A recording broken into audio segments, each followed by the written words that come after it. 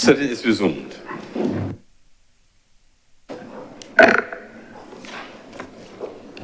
Order number 4, sir. In the name of the Leader of the Senate, to move the second reading of the Shipping Domestic Vessels Bill 2024. Senator Cummins. Thank you very much, Mr. President. I rise on this occasion, Mr. President, to introduce and to speak on the matter of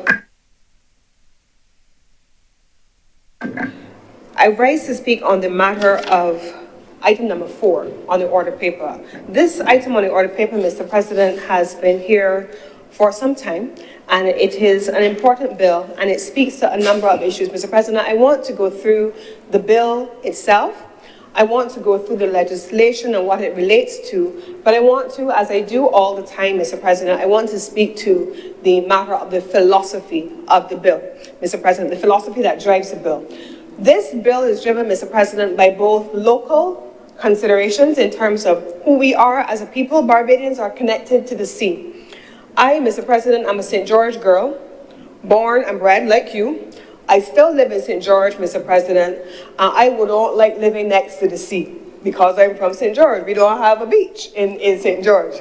But there are Barbadians, Mr. President, who every Sunday evening, if you pass in certain communities, you see children who have lived next to or near to the beach, walking with their friends and going down to the beach and they're playing. You drive down the Mighty Grinder Highway, Brandon's, you see families, people young, old, on the beach.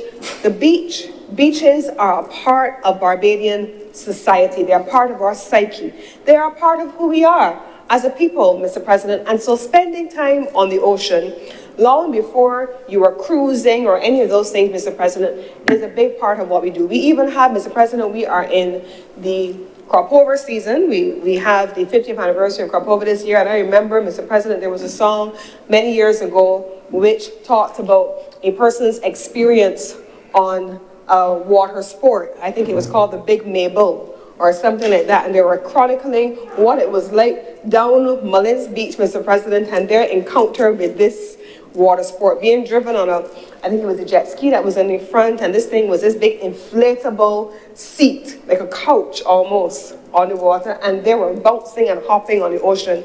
But as scary as it was, Mr. President, it was thrilling. That's a part of who people are. St. George people, maybe not so much so, but that's a part of how Barbadian society has very much evolved. The sea is very much a part of us. And so not just going to the beach, but also enjoying water sports, being a part of the fishing and the boating community, owning pleasure craft and small boats, Mr. President. And so this legislation seeks to bring into a legislative framework the rules and regulations governing how this sector is to be treated to. But it at the same time, Mr. President, has an international component. The International Maritime Organization, which governs shipping regulations globally, they also have developed a series of standards that treat to vessels of different sizes. This particular piece of legislation, called the Shipping Domestic Vessels Suite of Laws, is meant to cover a very specific category of vessel, and I'm going to speak about that, Mr. President. In the first instance, Mr. President, the legislation covers the vessels that are of a certain size. The existing act, the existing Shipping Act, Cap 296, it was enacted in 1994. And this particular piece of legislation regulated both large vessels, then small vessels, as well as water sports activities.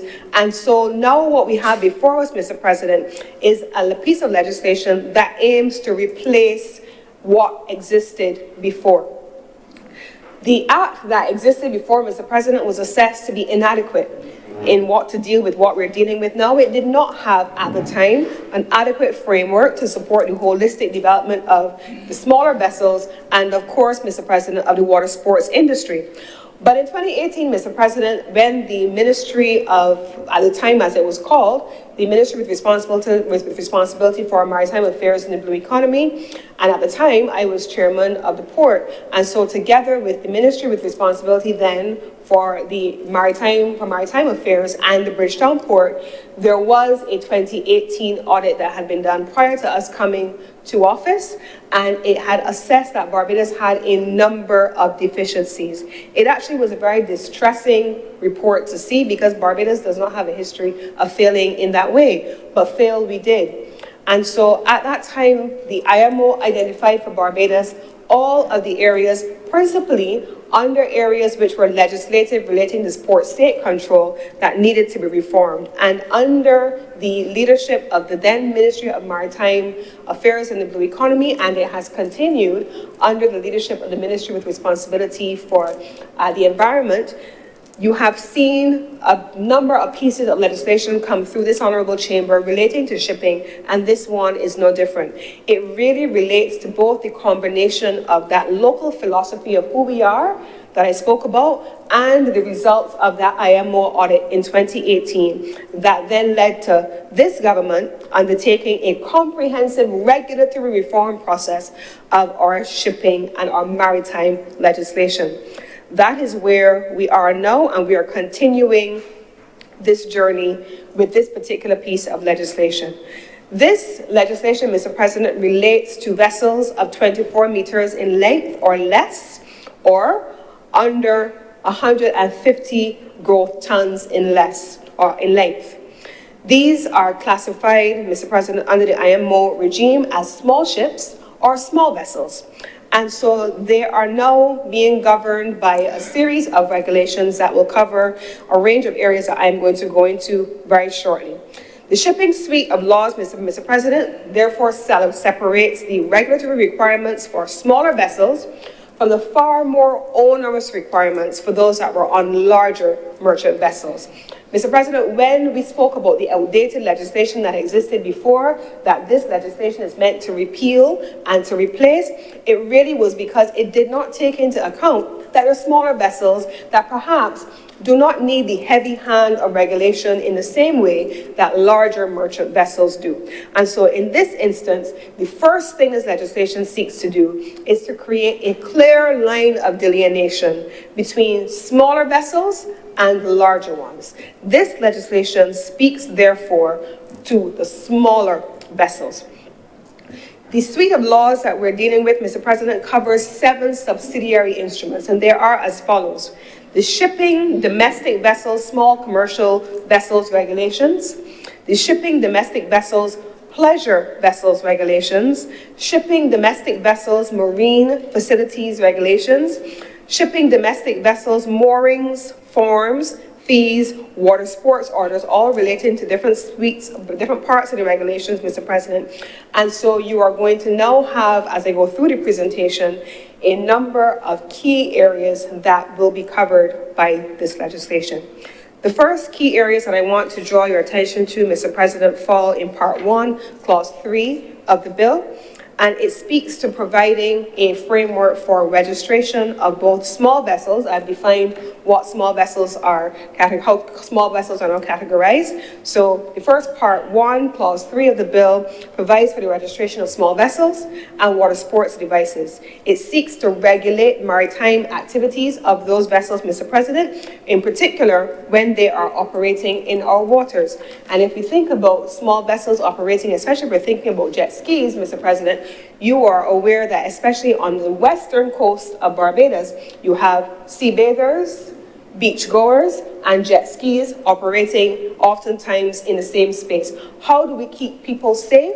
How do we ensure that persons who are going out to sea on, say, a catamaran and a jet ski or a group of jet skis are meeting them out offshore Barbados and they're enjoying themselves while on a catamaran, and they're onshore, collecting persons who are onshore, taking them out to the catamaran? How do we ensure that there is a suite of regulations that govern how those various activities are to interact with each other? Under this legislation, Mr. President, therefore, the first part, Part 1, Clause 3, also speaks to ensuring that you can promote and maintain high standards of conduct, of competence for persons operating these vessels. Further on, as I go through the legislation, Mr. President, it will speak to the fact that persons must be a minimum of 16 years old. Persons must benefit from a program of training that is certified, and they must be in a position to provide a number of pieces of documentation, which I will share with you in a few moments, Mr. President, to ensure that they are deemed to be competent to operate this activity. Mr. President, I want, especially in this current environment, where we have just had Beryl and where we have just dealt with the decimation of our fishing fleet, to make the point here that this legislation expressly excludes fishing vessels.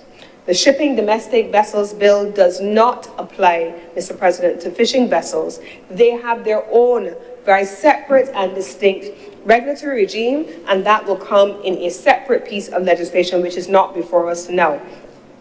That exclusion I just mentioned is found in Clause 5F of the bill, which expressly excludes fishing vessels. So what does it relate to? Small vessels like jet skis, wave runners, coastal cruisers, cabin cruisers, catamaran, and similar craft. These are the categories of vessels, small vessels, that are included. Mr. President, the Ministry of Tourism and International Transport also is expected. Remember, I said earlier that the Maritime Affairs Ministry in 2018 then transitioned, then became the Ministry with responsibility for environment, blue and green economy, but the shipping division stayed with the Ministry with responsibility of international transport. The regime that we are now discussing, Mr. President, and the overall suite of laws and regulations that will come to govern the maritime space in this instance will be covered under a newly rebranded and restructured unit in the Ministry of Tourism and International Transport to be called the Barbados Maritime Transport Administration. It is to be called the Barbados Maritime Transport Administration.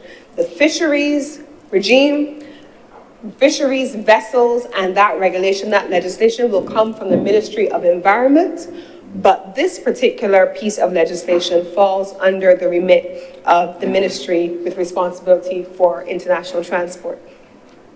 Equally, Mr. President, I then want to speak about the next sections, clauses 13 through 28 of the bill, which also are in Part 3, and that deals with, at a high level, the umbrella category, Mr. President, is general operational requirements. And so for vessels that are functioning in Barbados's waters, bearing Barbados's flag, this legislation gives those vessels the right to fly the flag of Barbados, and the registration that I spoke about earlier in the previous clause is applicable only to vessels that are flying the flag of Barbados. Mr. President, the training I mentioned earlier for persons who are authorized to use and operate the small vessels require them to have a number of basic skills. You know, Mr. President, when you go on a plane, you go on an aircraft, you have the cabin crew. And the cabin crew, you are expecting that the cabin crew is able not just to come and serve you drinks and tea and coffee and water, but they're also there, Mr. President, for your safety. And so they have had to go through an extensive period of training and capacity building to ensure that, one, they understand the craft, the aircraft that they are working on, and two, they understand how to keep the passengers on that aircraft safe. This is no different. The standards of training, certification, and watchkeeping for seafarers outlines a number of proficiency requirements for persons working vessels. These are the more advanced areas. They cover, Mr. President, personal survival techniques, firefighting and fire prevention, basic first aid, personal safety and social responsibility, proficiency in social awareness, and specifically in this case, the International Maritime Organization has tailored a very specific training regime for small boat masters and boat operators, and it is called the IMO Code of Safety for Small Commercial Vessels Operating in the Caribbean. So it has been made specific to our locale and to our jurisdiction. And this, Mr. President, has been incorporated in the bill that is before us. And so, Mr. President, You will have the tertiary level institutions who are here in Barbados also working along with the Maritime Administration to ensure that they're offering certified courses, training courses that are compliant with the requirements that are there. This is captured, Mr. President, at clauses 148.2 and 152 of the bill. This is captured there, Mr. President, and it requires for there to be basic training as well as relevant advanced training where applicable. But, Mr. President, the bill does not stop there. It does speak about, Mr. President, I talked about the age earlier, but we also want to make certain there are too many Barbadians, and we've heard the Honourable Prime Minister and the former Minister with responsibility for maritime affairs and the blue economy, you've heard, I believe, the Minister with responsibility for sport as well, speak about the number of Barbadians who cannot swim, who are unable to swim, who may go to the beach but may stay at the shoreline and just put their feet in the water, or sometimes they go a little bit further. But the need for Barbadians to learn how to swim remains an imperative and a priority for this government. I remember, Mr. President, being a secondary school student in the St. Michael's School, and every Monday, I think it was, we used to have to leave the St. Michael's School, walk along the back of the Belleville area in our class from first form, go across George Street and go to what used to be the Ursuline Convent to their pool because St. Michael's girls had to learn how to swim.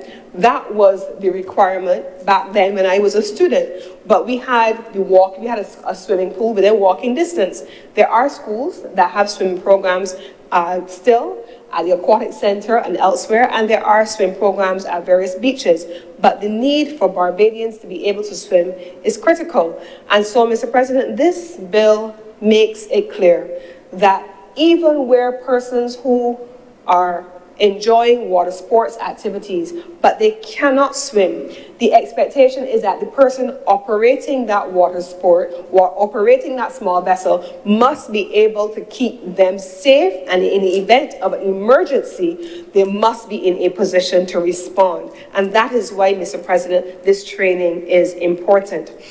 Mr. President, I want also to point out that the Ministry of Tourism and International Transport and other ministries at this point, including the National Sports Council, and I know of camps being held by, I believe, the Barbados Sailing Club, they have summer camps that are probably going to be running now for young seafarers, not just to learn how to swim, but to learn how to sail for recreational purposes, making sure that Barbadians have an affinity to the sea from a young and an early age. And the goal of that, Mr. President, is to ensure that we can educate our young people and create not just an opportunity for them to enjoy the sea, but to see an opportunity for a livelihood later on in life. So, Mr. President, I want to move on very quickly to the legislation, which is going to require a couple of things that I think are important. Under the legislation calls for, under the general operating agreements for Barbados vessels, it talks about how it must be registered. It says that the vessel operators must be competent. I've spoken about the age. It also includes, Mr. President, an operating requirement that a policy of insurance or other equivalent form of security must be held in respect of vessels, and that those vessels must be seaworthy. In clause 25 of the bill, the vessels entering Barbados' waters that do not bear our flag must receive vessel clearance. They must also have insurance or another equivalent form of security, and they must have evidence of documentation from their country of registry to verify vessel recommendation. We have vessel registration, Mr. President, I'm sorry. We also know that there are seasonal vessels that come into Barbados' waters, especially around this time of the year normally. These are now categorized as foreign registered pleasure vessels that can remain in Barbados under the existing legislation. They can remain for 6 months and get a cruise permit, and that is to be done under the Maritime Administration. And the cruise permits will allow for foreign registered vessels to remain on island for a period of a year, Mr. President. That's the maximum period that they can remain on island. Mr. President, this is important legislation, not just in the in terms of the technical recommendations, but also the specific operating recommendations. Part 5, Mr. President, clauses 84 to 180 to 114 speaks about the specifics now of the operating requirements. You have a requirement for a Barbados small vessel operator's license. This license will be required for operators of Barbados registered vessels, regardless of class or description. And the license really is going to give evidence that the person has the requisite training to which I referred and or experience and can operate a small vessel, whether for leisure or for commercial purposes.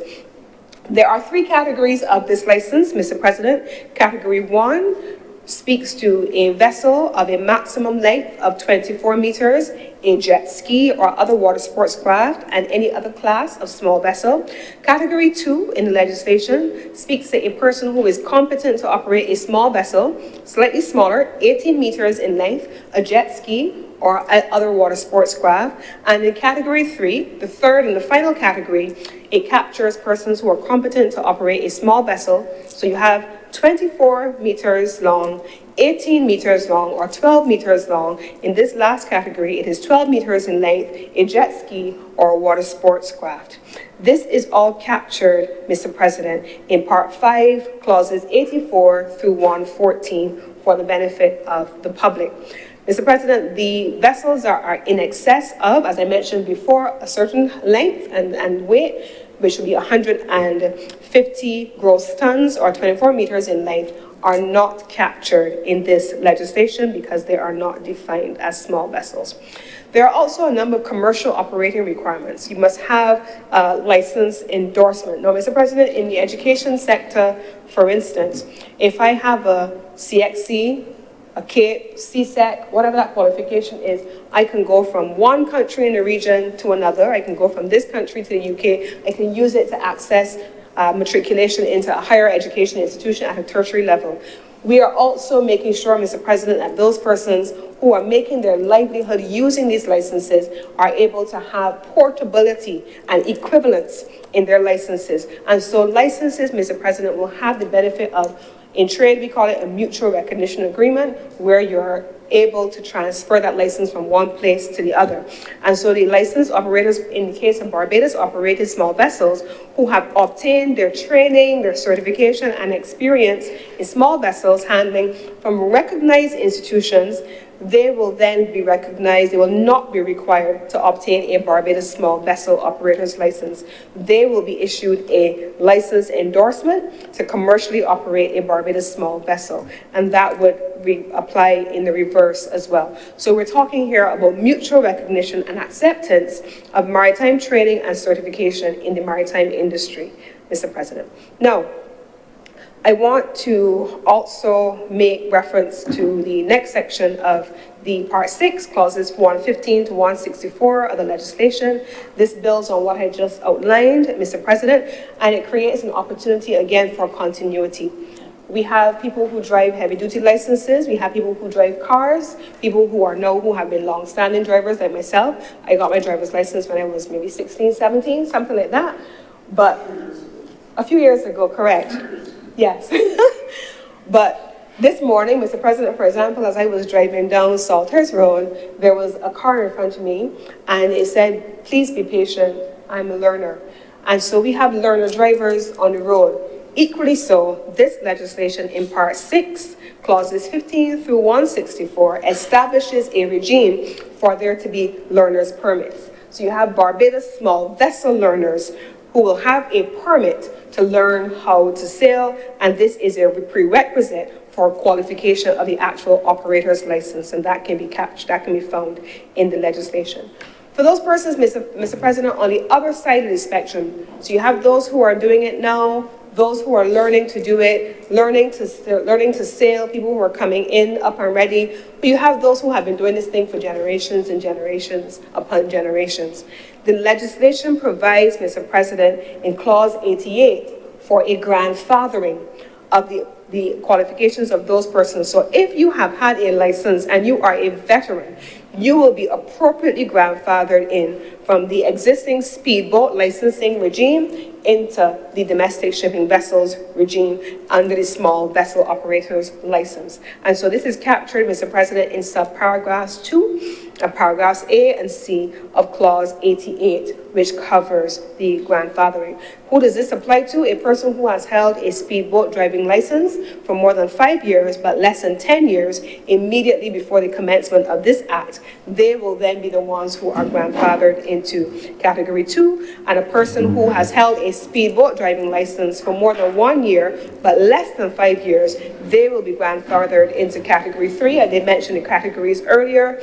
And so if a person, however, under clause 133 of the bill wants to advance to a higher category of competency, then the person would take the necessary training to make sure that they're able to provide the corresponding certificate of competency. Under Part 7, clauses 65 through 177, Mr. President, this is why we take things in part as well. This is why we cover the parts of legislation, even though there are specific clauses within it. Part 7, clauses 165 to 177, speaks about sea surveys, seaworthiness, and the inspection and the certification of vessels. So you have the requirement for a qualified marine surveyor to inspect the vessel to ensure that you have an initial survey, that is before it is put into operation. You have an annual survey after it has been put into operation, and the vessel then is remaining, it's done annually, it is remaining in seaworthy condition, and then you have a renewal survey. This is conducted prior to issuing a 5-year certificate of seaworthiness. And then we get into Part 8, Mr. President, which covers clauses 178 to 191, and these are the general safety duties which are assigned to the boat owners, boat manufacturers, the boat operators, the crew, also to passengers. And then you have in Part 9, Mr. President, your most general of safety requirements, which is a further improvement on Part 8, which covers things relating to navigational safety, safety of life at sea, and environmental safety. This has been a comprehensive body of work, Mr. President, that has covered not just the work of the Ministry with responsibility for maritime affairs, but also, Mr. President, in the sections of parts 10 through 13, it then proceeds to cover the general environmental regulations and ensuring that through parts 10, through clauses 202 and 214, that you're covering issues relating to things like vessel cleaning activities, how to treat the garbage generated from small vessels, what happens with oil and oily waste generated from small vessels, sewage, chemicals, vessel refueling activities, emissions, even noise, Mr. President. Those are captured in clauses 202 to 214 in supporting both the work of the Maritime Ministry and the Environmental Ministry, which are now together. In Part 11, clauses 215 to 232, it speaks to marine salvage and wrecks and what needs to be done in the instance where there are wrecks and removing that from the ocean, the sea. In Part 12, it talks about abandoned, derelict, and stray vessels. Part 12, clauses 247 to 249. And then finally, Mr. President, that I want to deal with at this point in the legislation, we're talking about the enforcement regime. The enforcement regime is captured in Part 14, clauses 280 to 293, and it outlines what is the enforcement regime. It is a comprehensive body of work. And Mr. President, each time we deal with maritime legislation, I speak all the time, and I ask your permission again to do so in glowing terms about Barbados's lone government official who is the maritime lawyer in the ministry with responsibility for tourism and international transport, Ms. Najla King, who has worked tirelessly on updating since 2018 all of these maritime laws. Every body of legislation that has come to us in the maritime space has come from this young woman who would have gone off to do her qualifications at the IMO Institute itself and has come back and has given yeoman service to the government. And I want to express the appreciation to her for her sterling service to the government in ensuring that we are up to date. Mr. President, this is the bill before this honourable chamber. There are, of course, miscellaneous provisions captured in Part 15, clauses 294 to 309. Many of those things I have spoken about in greater detail, but it mines it a little bit further. But I want to commend this bill to the honourable chamber, and I want to commend the continued work of the ministry dealing with the maritime and shipping industry, but I also want to say to the maritime community that you continue to benefit from the absolute support of this government. The maritime community, the water sports community, the small craft vessels and operators, this legislation balances regulations, creating livelihoods, protecting individuals, but also raising the standard to ensure that people see this as a space in which they can craft a future, they can build a future for their future generations, but also they can earn a living and a solid commercial living that meets the highest standards locally and globally. And with these words, Mr. President, I beg to move that this bill be read a second time.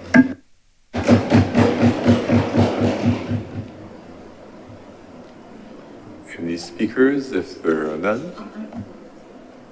Senator Malino. Thank you, Mr. President. Briefly, as usual. A couple of things, sir, on this bill that come to my attention. I think, first of all, long needed, so excellent, and it is a comprehensive piece of work. It does deal with the registration, regulation, the actual fit for purpose of the vessels. I'm a little bit concerned about the conduct of the operators, and I'm going to come back to that, sir, as I think that perhaps we could have done a bit more here, or perhaps leader of government business would explain to me where this will be dealt with. The training, certification, enforcement, safety, etc. First thing I would perhaps like to ask a question of, because it was not exactly clear to me in the legislation, and I am disappointed in myself that I was not able to clear this up before, but jet ski operators today, as far as I'm aware, are renting jet skis to young people at times to use the jet skis, and I'm not aware that there is any age limit imposed on those who are renting the vessel, the jet ski. The legislation seems to me to say, for the future, that you could only operate a jet ski if you are 16 years or older, is what it says. Now, that may well be appropriate, because frankly speaking, having on a few occasions used the jet ski, I recognize that it is a kind of a unique experience with quite a powerful piece of equipment that can easily get away from you. And as much as I might think that I am quite adept at powerful machinery in the water, it is different. It is a lot different. It is a lot different. So I understand as it applies to jet skis, but I would say, sir, that I'm also aware that as part of our culture, living on the water, that we often see young people operating very small, let's call them, I think the word that they use often is zodiacs, these rubber dinghies with very small horsepower engines, like 15 horsepower engines and so on. And I've seen them in Carlisle Bay, you know, very small little engine, and they go to do a little fishing, and it's kind of the start of them really enjoying this. And I wonder if it was intended that this legislation would prohibit our young people under 16 being able to operate those very low horsepower, small dinghies. So that was just a matter of clarification on there, because I know that that is part of it. Sir, I really want to turn my comments in two places relating to this legislation. The Section 178 of the legislation is very specific, and it applies to the owner of the vessel being operated. In this case, I want to refer to a jet ski. It has been my experience that many of the persons offering jet ski rentals on the West Coast, where I often see them, are not actually the owner of that jet ski. They might be the operator. This rule, this legislation, puts significant requirements on the owner of that vessel. And I cannot find the nexus, if that's the right word, to the operator and what will be the consequences of someone who is operating a vehicle but is not the owner of it. And this is where I have seen significant issues.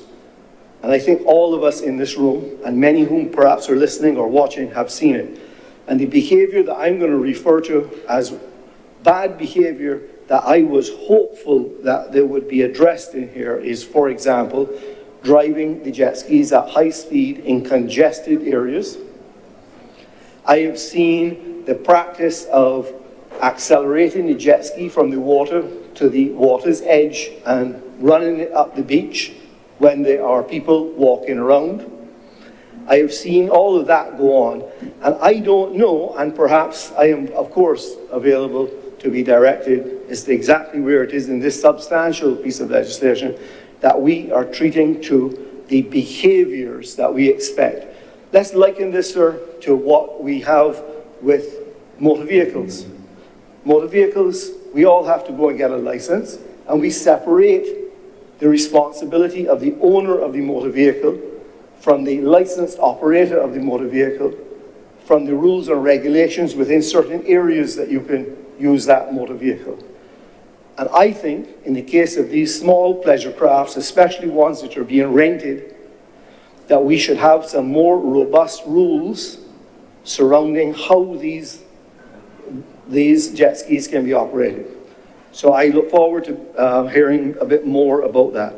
And one last thing in that area is, and I think that the legislation is mute on this, is I would have hoped to have seen a very strict set of regulations surrounding the impaired operation of, or the operation of a vessel while impaired.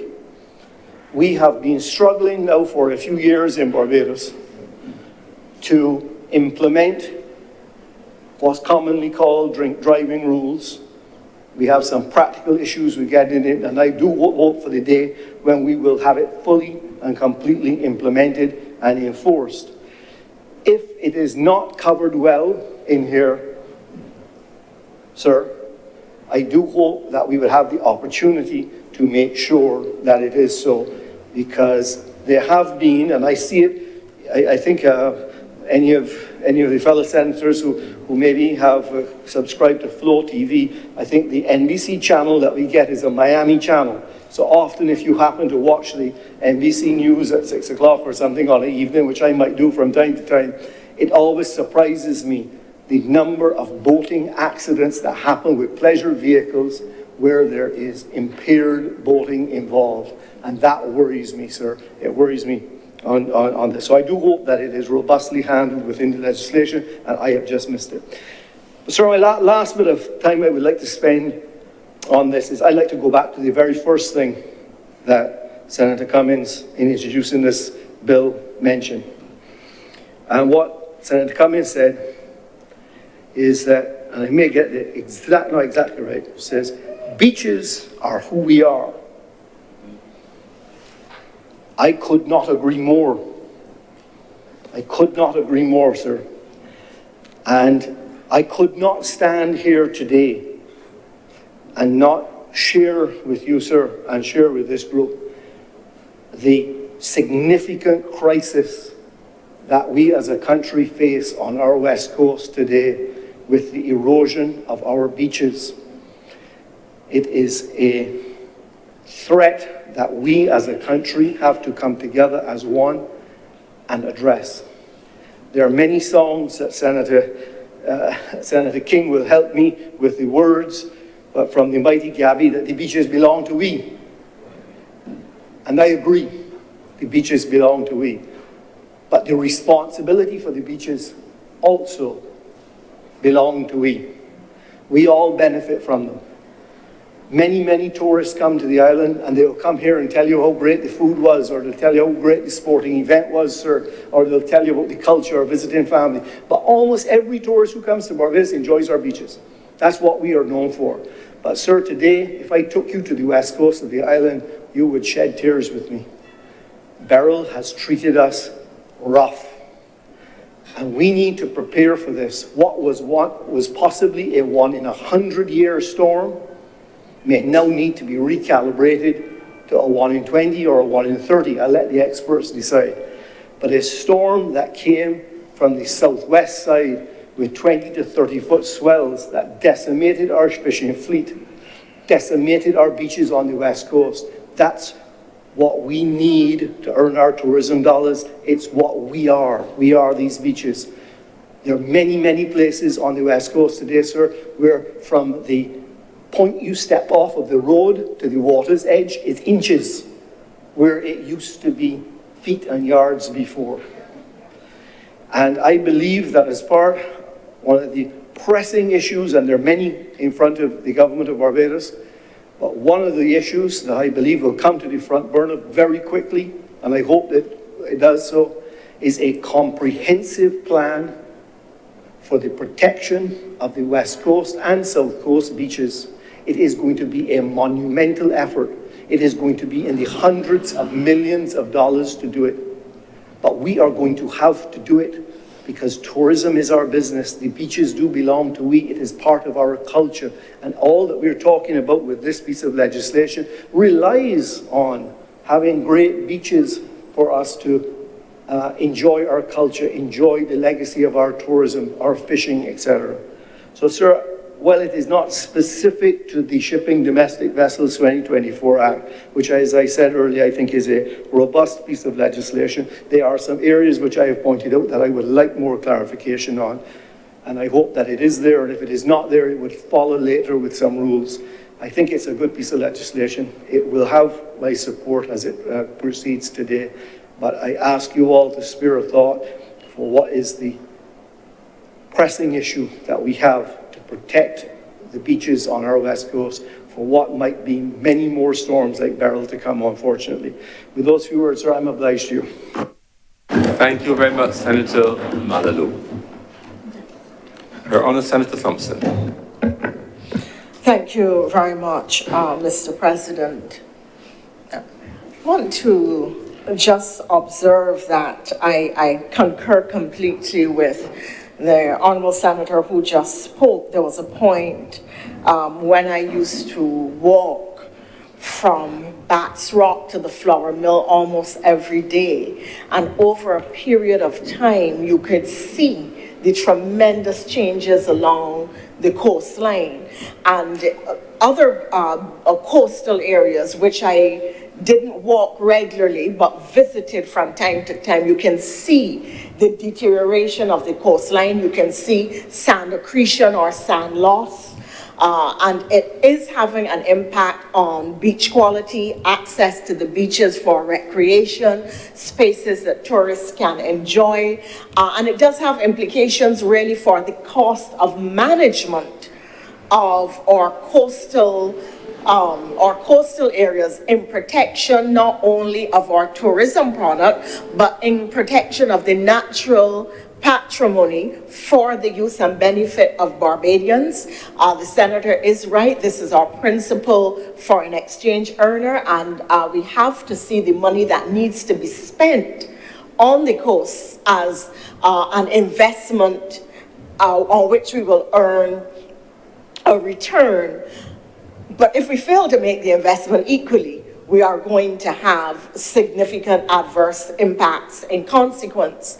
Many people commend the boardwalks, well, one is board, one is not, along the south and west coast, not recognizing that both of those were in fact engineered coastal defenses against the ravages of climate change in an attempt to stabilize those beaches for exactly the kind of usage of which the senator spoke. In fact, having been the Minister of Environment at the time who was responsible for executing those projects, and in particular the South Coast, which was the first, I can tell you that while there are now tremendously enjoyed and used and praised, that it was a very, very difficult project to execute. You would be amazed at the level of resistance that government faced from the property owners along the coastline. It was an awful, difficult, and long fight in order to get those boardwalks in place. But now that people see the benefit of it at the social level and at the economic level, and now that a businessman has spoken to the importance of that kind of work and that stabilization, I am hoping that others will see the benefit of it. And when government has to make this expenditure, which is very, very high cost, because of the area with which you're working, because of the material that is required, because of the level of design engineering that has to go into it if it is to be effective, that people will understand that this is not wasteful but essential expenditure. Sir, I want to take this opportunity to also make a few observations around a number of social and economic issues. I am not going to speak to the legislation itself, sir. Very often, you know, it is my inclination to look to the consequences or the implications or the benefits or disadvantages of legislation rather than speaking to the substance or the details of the law in the body of the legislation. For me, sir, to watch the Jolly Roger sink was a source of great sadness. Sir, I remembered days and nights spent on that boat, dancing to calypsos into the wee hours of the morning, the parties there. It was perhaps the first party boat in Barbados. And people of my age group and slightly younger and some older would have experienced a great deal of nostalgia and sadness. Oh, well, I see that Honourable Senator Nurse is also smiling with nostalgia and remembrance. But to suffice it is to say, sir, that we, like many people across Barbados, would have had many a happy hour, almost literally, sir, on that boat. So that it was a significant loss, I'm sure, to the owners, but for all of those owners of vessels who suffered loss as a result of Beryl, I really want to say how very much it has been a source of pain for all of us to see what is people's investment, to see what is people's livelihoods, to see what is people's property lost in a matter of hours. And I would wish to extend my sincere wishes that we are all able to recover from this, because it is a national loss. And let us concede that insofar as the fishing fleet is adversely affected, I think some 264 boats were damaged, only 19 of those were insured. That given the fact that this fishing fleet is now diminished in number by this event, and it will take some time to get them seaworthy again or replaced, that it is going to have implications for costs in the market, availability of product, people being out of place, out of work, displaced, and so on. So it is with concern, even though this piece of legislation does not relate specifically to the fishing sector, insofar as it touches and concerns the maritime affairs, then it is worth mentioning, sir. I want to focus on a few areas that I think the legislation naturally precipitates, and to speak to them in some detail. There are quite a few, so I won't have time to, as people like to say, drill down or interrogate them at any length, but I think it would be enough to mention them.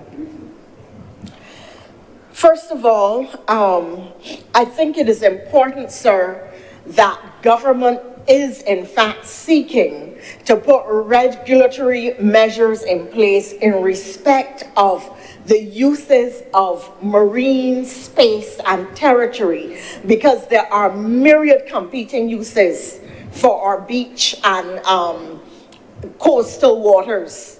There are myriad competing uses, and Senator Malulu again spoke to part of the concern, and that is the unregulated use of this competing space, or of space for which there is competition, where one sees reckless usage in some instances, and therefore some control measures need to be put in place to ensure, we are lucky that there are not more accidents, but to ensure that some regimen of regulation exists which preempts of incidents that might be of danger or harm to users of our marine space.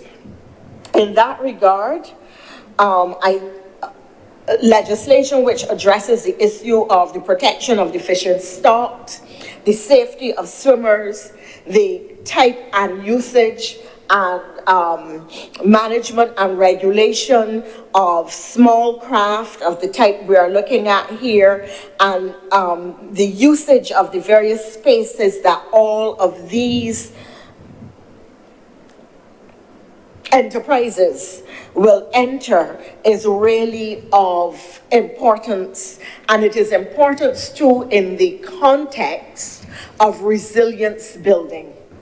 We have to be very careful about the sustainability of that space, about the discharges that we allow in the ambient environment, about the discharges that we allow in our marine environment, about the implications of those discharges for the fish stocks, about the implications of those of discharges or movement of certain types of craft and vessel for reefs or for other areas, so that protecting our marine space, if you are an island, I make the point all the time that in a country as large as the United States, if something happens in Alaska, it has no meaning for anybody in New Jersey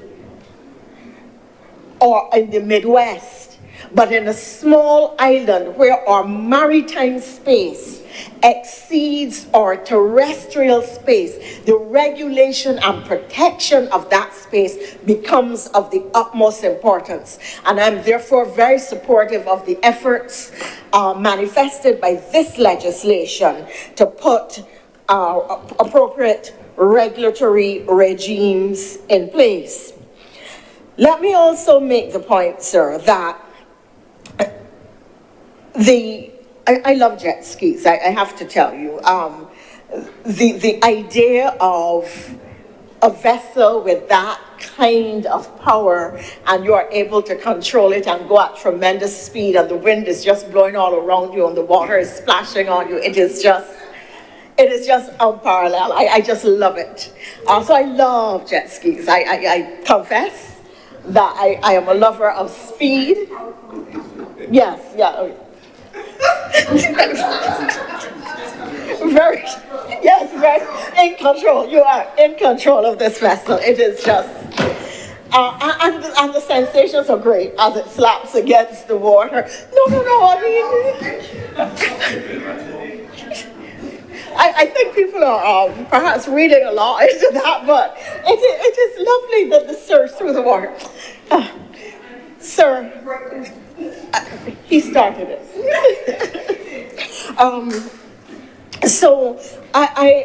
But because I love jet skis and because I've had the opportunity to use them and to enjoy that water sport from time to time, I think there are 2 or 3 points which I would wish to make here. I didn't see it in the legislation, but I think it is absolutely imperative for government to mandate that jet skis should be fitted with tracking devices which allow them to be monitored wherever they go around the Barbados coastline. And there are in fact also tracking devices that once they get out of the Barbados territorial waters but still remain in the Caribbean, they can be found. It is critical for the loss of these vessels, perhaps during bad weather or in circumstances where an operator, a visitor may fall off and the vessel goes astray. It can drift in the tide and you have to spend some time looking for it. Whereas if it has the tracking device, you can immediately identify its location. But more important, sir, we have had 2 tourists rent a jet ski and disappear from sight. The jet ski itself turns up later on. But where the tracking system is embedded on the device, you would have been in a position to know, and it was found in another Caribbean island allegedly, but where such a tracking system was embedded on the device, you would have been in a position to know everywhere that it went, and therefore may possibly better have been able to create a narrative of what really could have taken place, other than that 2 people left the coast with a jet ski, and then the jet ski ended up in another island without the 2 people, and the 2 people are not seen since. I am suggesting that this is something that might have some value for future amendment, both for safety of persons, for interception or investigation of criminal or other activity or enterprises, and for protecting the loss of a person's asset, or the disappearance of a person's asset. I want to say that we haven't looked at it, but for those people who are operators, particularly on the West Coast, they complain about damage being done to the industry by persons whom they call flatfooters. The flatfooters, and I think again this is something to which Senator Malolu spoke about, the proper regulation or registration of operators and the responsibilities, liabilities, and duties placed on owners and operators. These flatfooters are people who manage to get craft. They come on the beaches. They compete with licensed, legitimate operators. There's no requirement for you to ask anybody to show that they are a licensed operator when they're on the beach. Somebody says, do you want to ride? And they give you the rate and you say yes or no. You don't know if they're insured. You don't know their status. So these flatfooters come on, they compete with legitimate licensed and regulated operators. They charge cutthroat prices because, they're not operating under the same conditions, and they engage in activity in which they are prepared to sell legal and illegal products, and in some cases, sell personal services, sir. Those on the West Coast, particularly who are legitimate operators, have complained about the extent to which the flatfooters adversely impact their business and their reputation, and the fact that they do not operate with the same, when I say they do not operate, the flatfooters do not operate with the same degree of restraint and within the rules which those who have a vested interest in the industry and own a craft would tend to operate. Because flatfooters may be somebody who are just breaking a job, trying to make a piece of change one day or another, or this month, but next month they're going to be doing something else. They might be doing ZRs next month. So that they do not have a vested interest in the industry and can operate with a high degree of recklessness, which is then attributed to the genuine, legitimate, registered operators. So we have to be concerned about that. We also have to place some kinds of rules our suggestions. Sometimes it's just a matter of talking to the stakeholders and saying what is expected rather than over-regulating. In the anxiety when you see a lot of tourists or of all types around, in the anxiety to get their attention, you often get several of these watercrafts zooming up along toward the beach, towards swimmers, zooming close to them. It can be very nerve-inducing environment and exercise as they compete. They're almost behaving like ZRs hustling for passengers.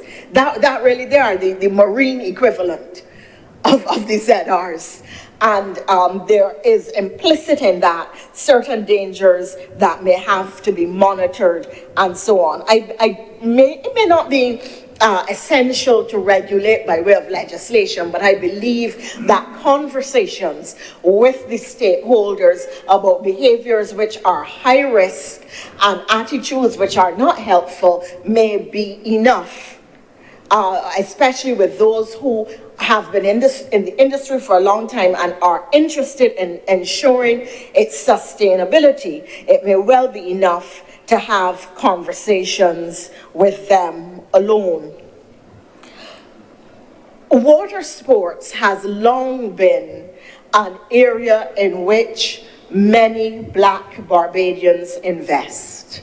And I believe that with the increased visitor arrivals, that there is opportunity for more entrepreneurs to get involved in this sphere of activity, which has possibilities for good income earning. When we have bumper tourism seasons, when we have cricket, when we have other festivals, when we have increased airlift to Barbados as we do now, so that our numbers are exceeding the post-COVID arrivals, then the activities on the beach and the opportunities for maritime recreation increase exponentially, and therefore opens up opportunities for people to get into this sector.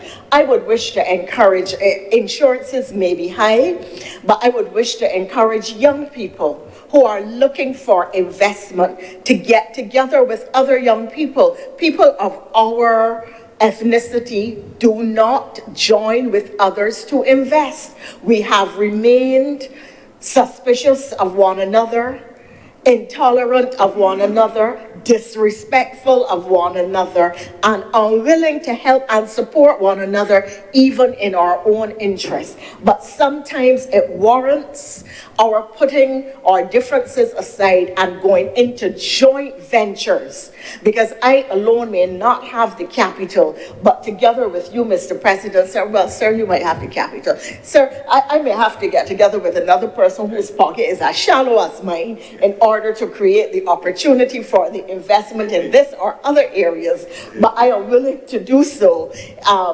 because, you know, I believe that you cannot grow wealth intergenerationally. You cannot grow wealth in the Black community. You cannot grow wealth in any community unless you really are willing to have joint ventures, cooperate on matters of business, and get your foot in the door sometimes and then go off and do your own investment. So I think that this is an opportunity with our tourism arrivals and positive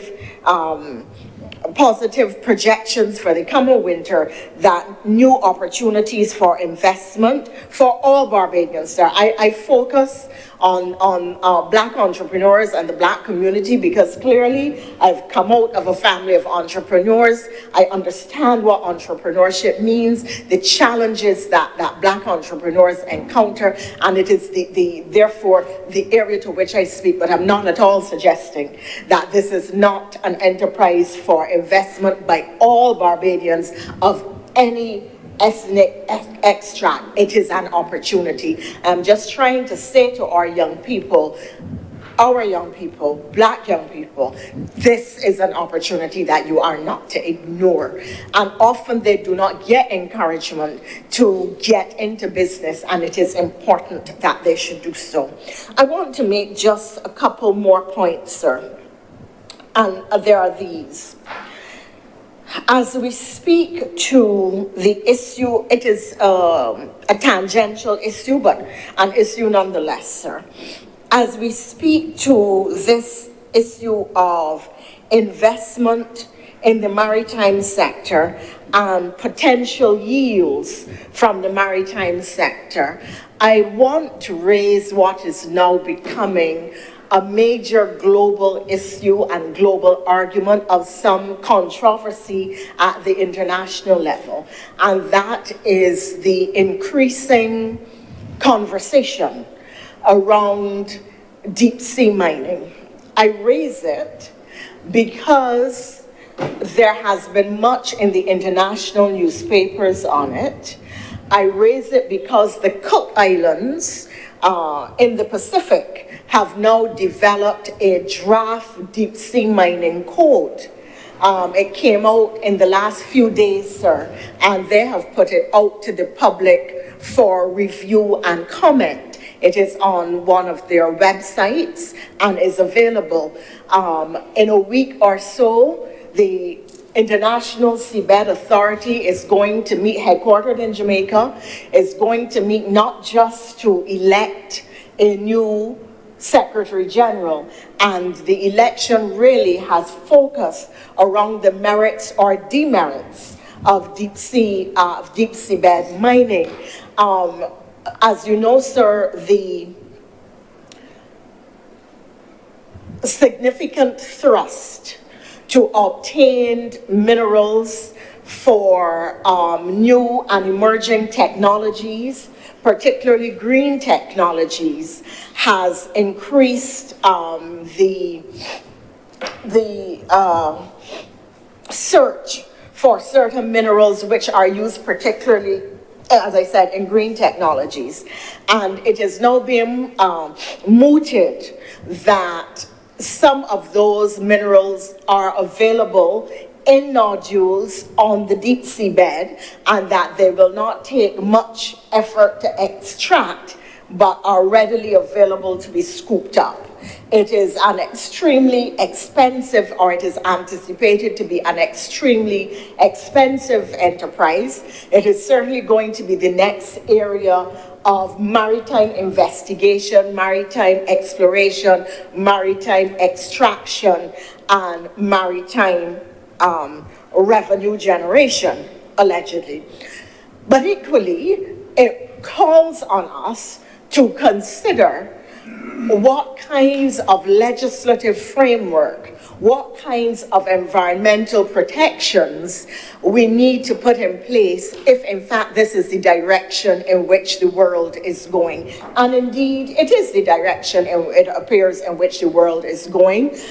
Commercial entities are lining up for licenses to do deep seabed mining, while on the other hand, commercial entities are lining up against it because of what they perceive or argue will be the damage, some of it irreparable, to the marine environment. I make this point because it is alleged, and I'm saying it is alleged, because, sir, with something that is so new and pioneering, that has no precedence, we really do not know what the full implications will be. But it is alleged that there are potential risks for fish stocks, that there are potential risks for coral reef structures, that there are potential risks to the marine environment, on one hand. On the other, it is argued that the depths, the level of disruption, the depths, it is so, the levels of extraction taking place would be so deep. The level of disruption would be so minimal that by comparison with the disruptive mining on land, it is not likely to have the same scale of adverse impact and environmental damage. I make these arguments, sir, because more and more, because this legislation today, this issue of maritime protection lends itself to it, but more and more this is a conversation that is coming into the international space. The New York Times has now had a few editorials and commentaries on it and on the upcoming elections that will take place in Jamaica within the next 10 days or so, sir. I think the date is around perhaps the 30th or so, if my memory serves me correctly, the 30th or so of July. And Barbadians have to start to become sensitized or sensitive to what is happening in the Pacific, because those are small island developing states too.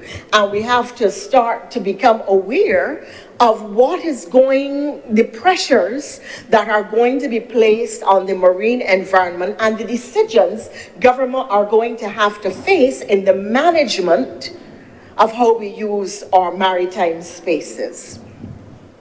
Already, there is conversation across the globe about the implications of climate change on our coastlines, and that is a conversation that will continue.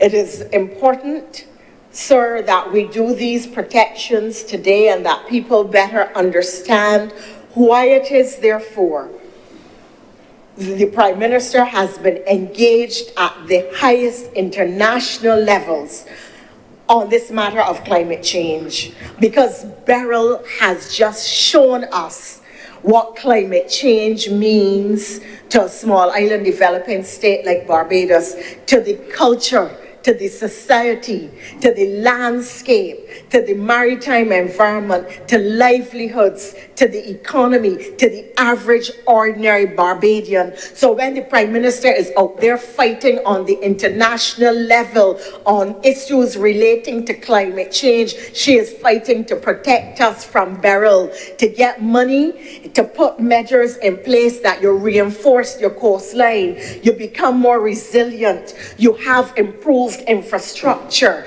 you improve your fishing fleet. We need resources to do it. We do not have the resources ourselves, and the fight has to be made at the international level, so that people often do not appreciate that international relations is the external face of your domestic policy and your strategic national objectives. And it is therefore in pursuit of those objectives, that the national objectives, protection of the country in the fight against climate change, that the Prime Minister has mobilized at the international level. I close, sir, by making one last point, and it is this. Last year at the COP, the Conference of the Parties of the United Nations Framework Convention on Climate Change, which takes place annually, but which last year saw the development of a loss and damage fund, out of which vulnerable developing countries are to get financial resources to help in the very face of incidents like Beryl took place. As a government and as a people, we must ensure that that fund is capitalized and operationalized as quickly as possible. The reason being that Beryl has come at the beginning of a hurricane season that is expected to be highly active. Beryl came in July, where we know we normally get the biggest blows from August, September, October. Beryl did not give us any direct hit, not a bad hit. Beryl passed 80 miles south of Barbados, we got storm force winds. The Eastern Caribbean was hit with Category 4 hurricane force winds at 175 miles an hour, and we saw the pictures. We saw the consequences. We like to say that God is a Bajan. But I remind the chamber that God's Son had to go through great physical horrors and suffering. It is not beyond us, and it must not be beyond our imagination that a very high strength hurricane could pass close to or directly on Barbados. And if you see what Beryl did, passing 80 miles south and hitting us only with storm force winds, can you imagine what would happen if we got a direct hit? I want therefore to make two appeals. To let us stop saying that the Prime Minister is traveling too much when she is traveling in the national interest, and let her do her work to protect this country against climate change. The second appeal I want to make is to Barbadians. Be prepared. People called me to complain that their water was off for just a couple hours, that their electricity was off. You think that somebody in Carriacou or Palm Island or Union Island won't be happy to switch places with us and lost water or electricity only for a couple hours? When they tell you something is coming, be prepared. Get a little money from the ATM and put one side. I say that because in Hurricane Sandy, I experienced that people all, because the electricity went off, ATMs were offline, cash registers were offline, and the only people who could buy food or supplies, including baby supplies, were people who actually had cash, because cards could not be used. So we need to add that to the information we give to the public. In the same way you buy canned foods and bottled water, make sure you keep a little cash under the bed, or, or women always, when you rent to all-time vendors, they could always pull out something from the bosom. Wherever you're going to keep it, it is up to you. But keep a little cash in reserve during hurricane season. Whatever you can keep. Second, take the warnings to have a food supply on hand. You do not know how long an electricity system will be out. You don't know how long you would have to do without water. The warnings tell you. I have to admit, my electricity went out, and when I said to my husband, take down the kerosene lamps, he said to me, they ain't got any kerosene. So the lamps were there pretty, not a drop of kerosene. He came up, he had something with some batteries in it, and he came and he handed me one, and so we were able to have that. No, that would not have lasted, I don't think, for days. So keep your kerosene or your battery-operated devices. Make sure you can charge your phone. Make sure you have adequate water for every member of the household. That is not a bottle of water like if you're going to the beach or strolling down Broad Street. You have to have a serious supply of water. When I buy coconut water, when I wash the bottles out after, and I have bottles that had in coconut water filled with water. So when we don't have a generator, so when the electricity went out and the pump could not, even though the tank had in water, the pump couldn't supply, I had bottles and bottles of water that I could have cooked with, that I could bathe with, that I could give the dogs fresh water that I could use. When they tell you keep water, it in a little bottle nor a little pint cup. You have to have gallons, 5 gallons for every member of your house. So see if you can get some pigtail buckets. See if you can get some other, I'm not telling you eat all the pigtails. See if you can get some containers that really can store water and cover them down properly so that mosquitoes can't breed in them and that you can use the water. Sir, I've tried to speak at the local and the household level, and I hope that these remarks have been useful in the context of the legislation today, which I support. Thank you very much, Your Honor, Senator Thompson. Senator Mr. Naylor.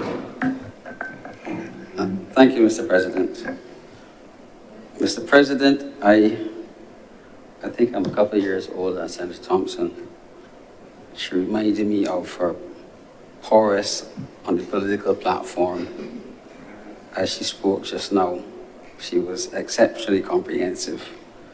In fact, I don't know if you're ready to speak again, but I will speak, sir. Sir, I am from a fishing family. I am from a fishing family on both sides. One set in St. Philip and the other set in Oistins. And I do not think that people have truly realized the level of devastation. And it is because it happened in one place. It is because we herded all the boats into one space and they were crushed. Had it happened on the home, let me call them the home ports for these boats, Barbadians in general might have seen the real devastation. I have friends and family who took boats from St. Philip and from Oistins into what they thought was safe harbor and lost them all. An act of nature. And whether the boats were insured or not, it would have happened. And Senator Thompson is right, and I don't mean to make my contribution with Senator Thompson, but she is right when she says, when she spoke with the Prime Minister, the Honourable Prime Minister has been going to international conferences like COP27, I remember that one in particular, where she spoke about climate change and global warming, and the need to pay attention to what will happen to small island states, sir, when the changes continue to get worse. And I am sure that almost every child in Barbados, by the time they return to school, can write an essay on Beryl. Now, sir, the impact that this, let me call it a hurricane, will have on intergenerational wealth is unseen. Often, sir, when a family has had a fishing boat, the boat didn't start, sir, with that member of the family. It usually is a boat that belonged to maybe their great-grandfather, and it has been reclassed and upgraded, and re-reclassed and upgraded, and then maybe they acquired a second boat and a third boat. And a father who is now too old to fish has his sons fishing and the grandfather's on the beach. And it's a whole family at that level. So when that asset is lost, it affects not only the perceived owners, but all the people connected to the boat. Sir, in the village in which I grew up, there are families that clean fish and process fish, backyard operations. They do my fish, but there's no fish for them to do. And that's all they've done for generations. So what has happened with Beryl, sir, is painful to see, but it will have a significant social impact. And I'm glad that the government is responding in the way it has been, but it means that the wider society also has to play some role in the response. Now, sir, what Beryl has done has unfortunately brought to the fore what the Prime Minister has been saying about the impact of global warming, what will happen to us all. And it means that the infrastructure that we built out at great cost in one evening has been shown to be inadequate. And it means that we have to now relook at it, redesign it, and rebuild it at frightening costs. I don't know how much it will cost. But what it means is, sir, that when we rebuild this fleet of fishing boats, if we do not have adequate infrastructure to protect them, you have to ask, what's the point of doing it?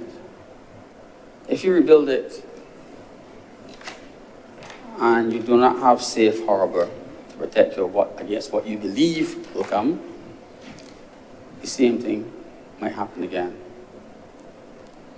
So when the government announces that it wants to borrow money, I think that sometimes, while we might be critical and worried about how we repay, we have to look and see whether it makes sense and whether 30 to 50 years on, it will benefit the whole country.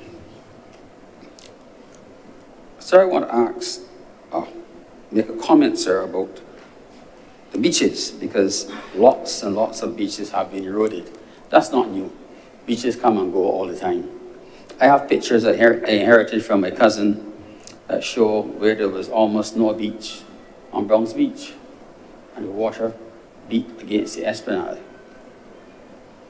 So beaches come and go. But sir, there's been a lot of land accretion, and people have claimed new land, and I'm pretty sure that Beryl has altered some of that. And I hope that the relevant authorities, until, well, I can't say how much has been lost. I don't know how much has been lost, but if pathways that were considered public pathways have been lost, and the law says now, sir, that you can walk a certain distance from the high tide mark, I would like to believe, sir, that the government will make sure that the public access is protected. Luckily, the boardwalk that was properly engineered, I was here at the stage of this matter, survived. But there are places here where the dirt on the East Coast has been exposed and all the sand and the rocks have moved. Senator Thompson mentioned marine discharges. And sir, I was pleased to hear when Senator Abrams said that the outlet pipe for the sewer system was re-anchored. I think he said re-anchored and secured. And it reminded us that that problem still exists. It's been out of sight and out of mind, but it still exists 6 years on, because it's not an easy fix. So while the government struggles with successes to move things along, there are outstanding problems that we only remember when something like Beryl happens and you're reminded that there's a big outlet pipe keeping it off the roads. Now,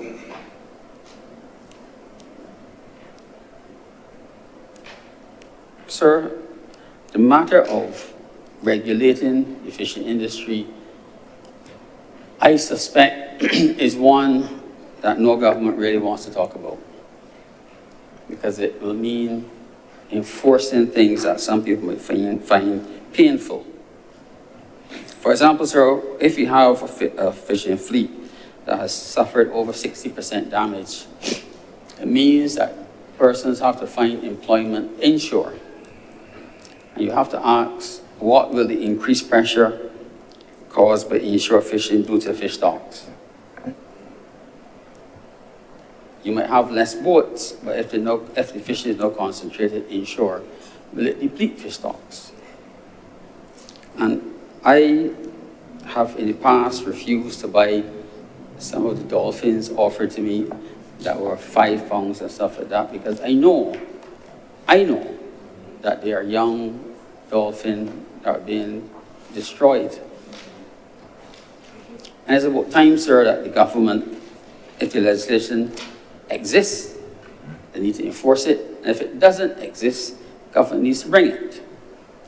It needs to be regulation of the sizes and species of fish that we can catch, net sizes. In the same way, sir, that many years ago, you could almost sell fish anywhere. And now you're required to sell them. You can't sell fish within a certain distance of a fish market. And we accept that. And government needs to almost hastily move to regulate the species and the sizes of fish caught, sir. Now, sir, with your leave, I want to comment on something that I heard. I heard a calypso, sir,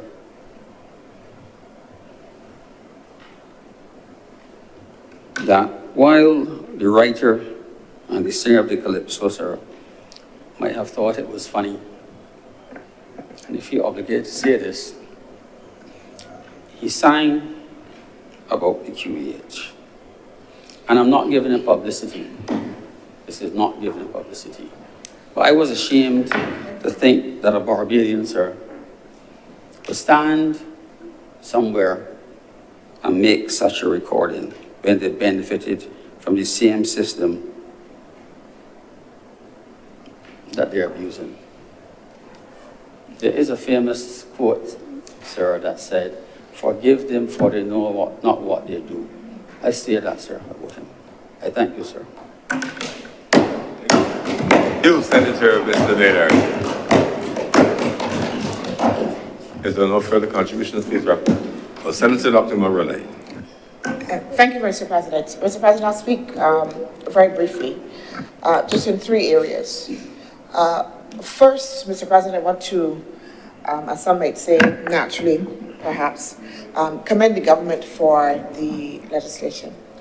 Mr. President, I grew up in the Paradise Village, St. Lawrence area, very near to the beach.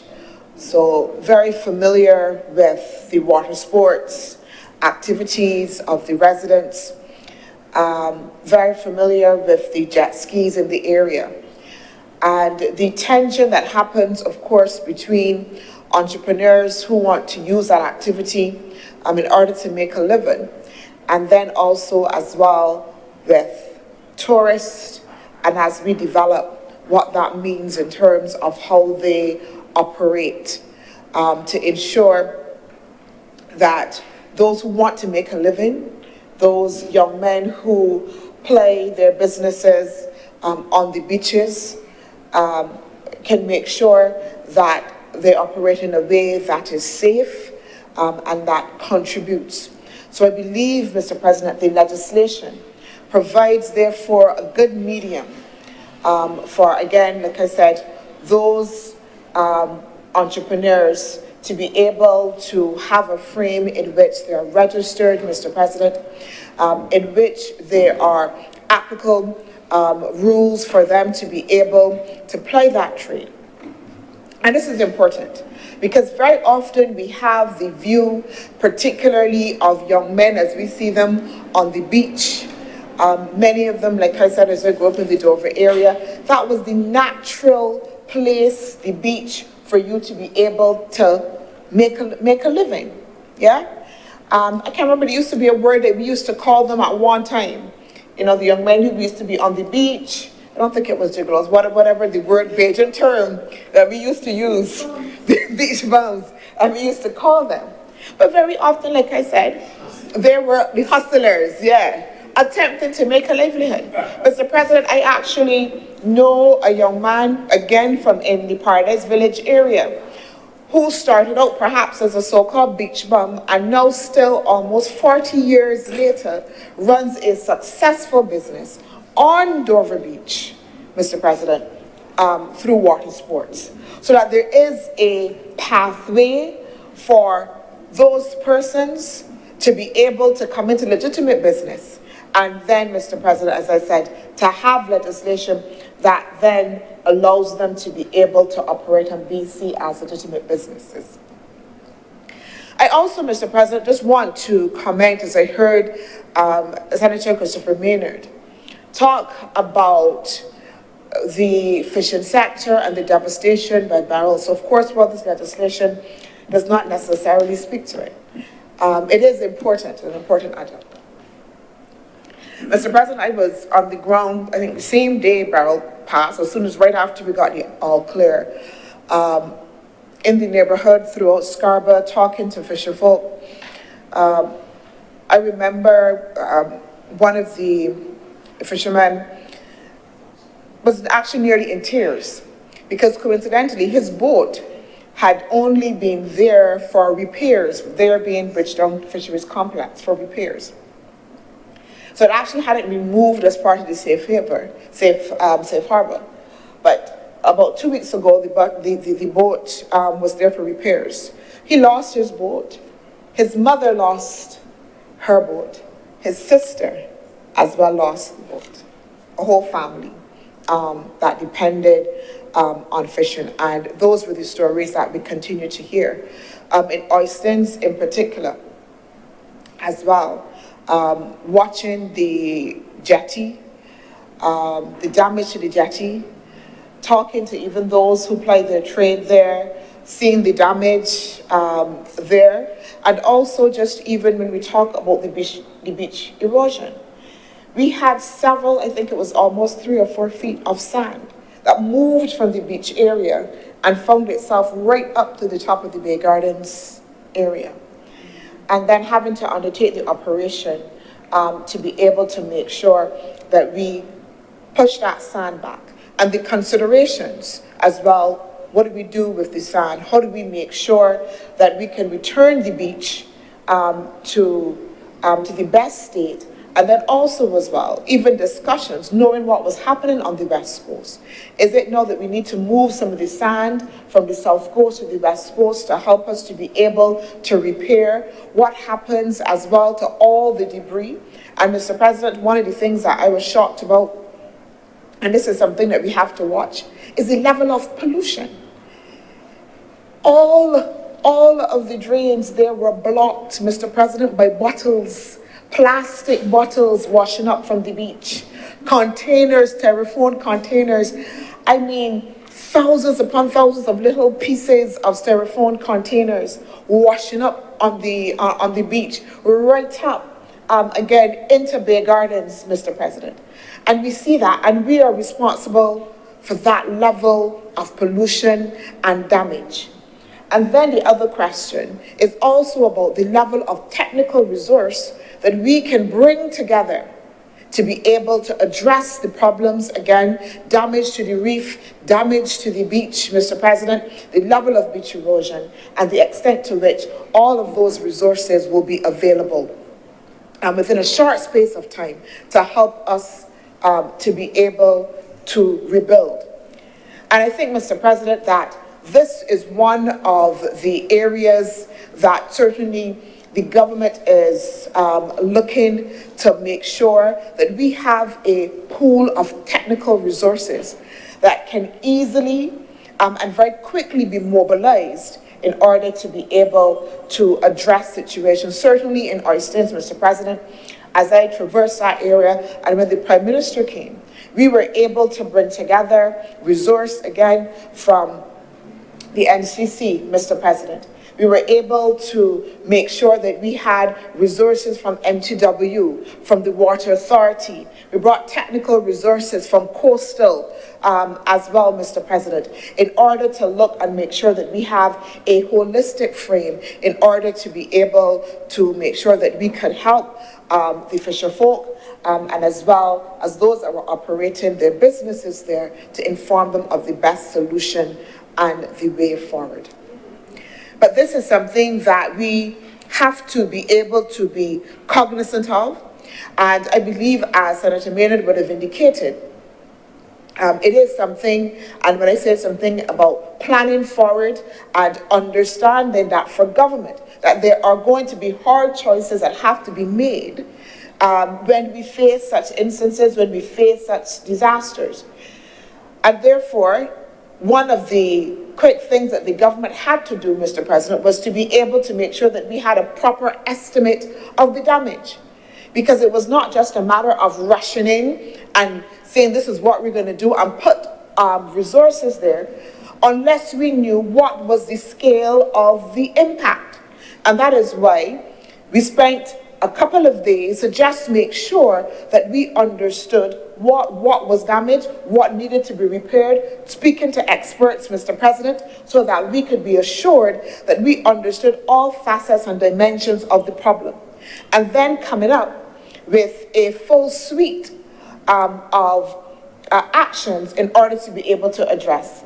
If we look at what the Prime Minister and the government announced in relation to assisting the fisher folk to be able to recover from that.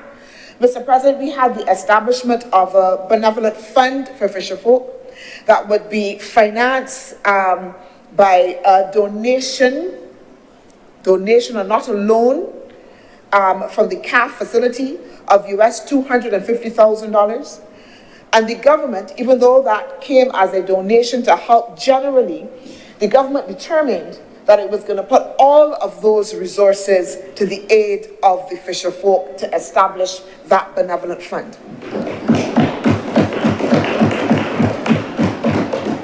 During COVID, we established a business interruption benefit. And that business interruption benefit allowed, again, for small business people, entrepreneurs, again, who would not have had an income during COVID to be able to make sure that they had some resources. And Mr. President, what we also did was to make sure, again, that fisher folk, particularly those who were paying into the NIS, could also have access to this business interruption benefit so that over the period and until they were able to get back on their feet, again, that they will have some resources. But we didn't stop there. The government has also established a 30-year revolving fund, Mr. President, a 30-year revolving fund.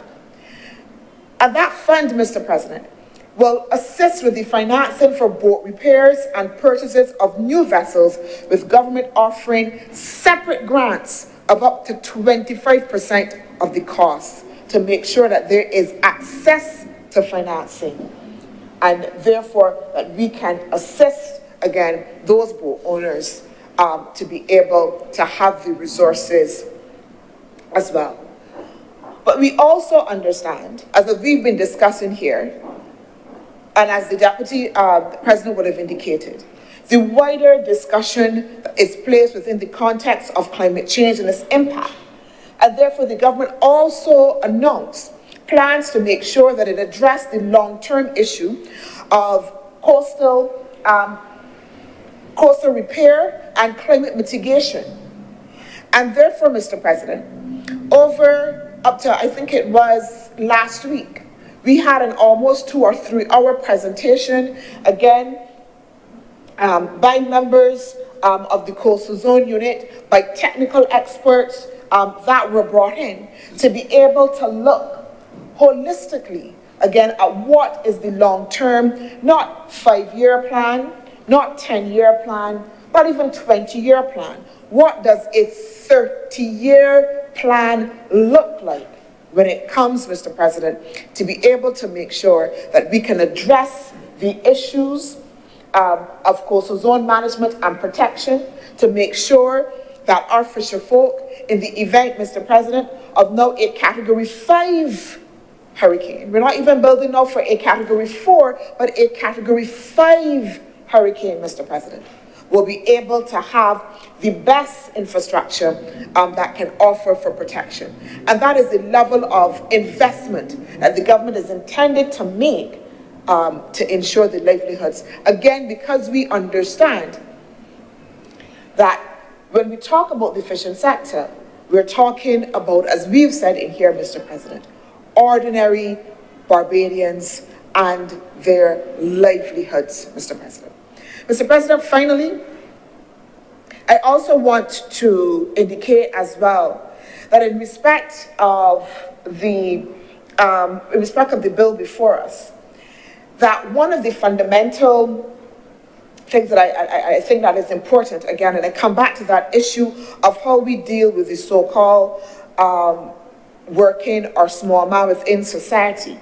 and the extent to which government has to be able to balance regulation and freedom in terms of the operations that we have, is that government has to be able to facilitate, and that while there may be a call or an impetus to always think that government has to step in with a heavy hand to regulate every single aspect of what is happening, that we must allow for the market and competition and for consumers to be able to exercise their rights, to be able to exercise some level of responsibility as well within the market and within the operations. My final call, Mr. President, because I heard, again, a deputy president speak to the issue of people calling and saying that their water was out, just after a couple of hours. Mr. President, I want to urge Barbadians, my final thing, urge Barbadians that we must make sure that we conserve water. Mr. President. Mr. President, we must make sure that we conserve water at the individual level. Mr. President, in 2020, Barbados was at 80%, not almost, at 88% of its extraction capacity of our underground water supplies. 88% in 2020. I don't want to tell you, Mr. President, where we are now in 2024. We are almost at the exhaustion point, Mr. President. And therefore, if we do not take individual responsibility for the resource, again, in the event of another hurricane, we have to ask ourselves, what happens?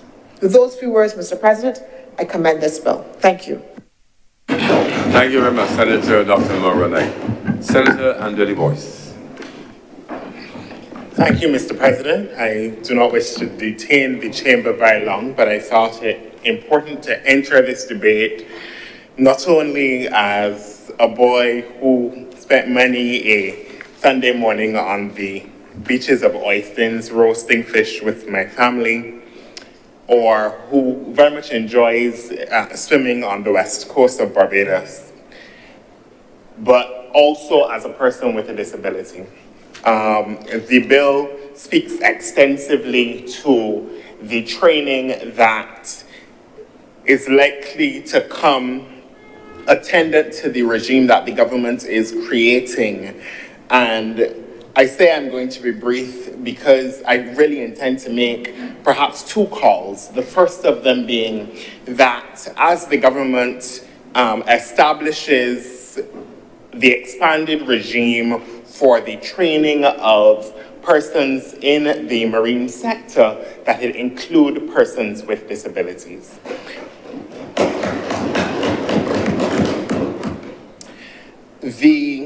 As you know, sir, the government of Barbados is contemplating the improvement of the lives of persons with disabilities, and a critical component of that improvement is the expansion of employment opportunities.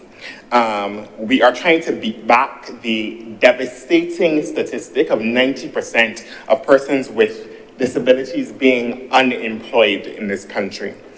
And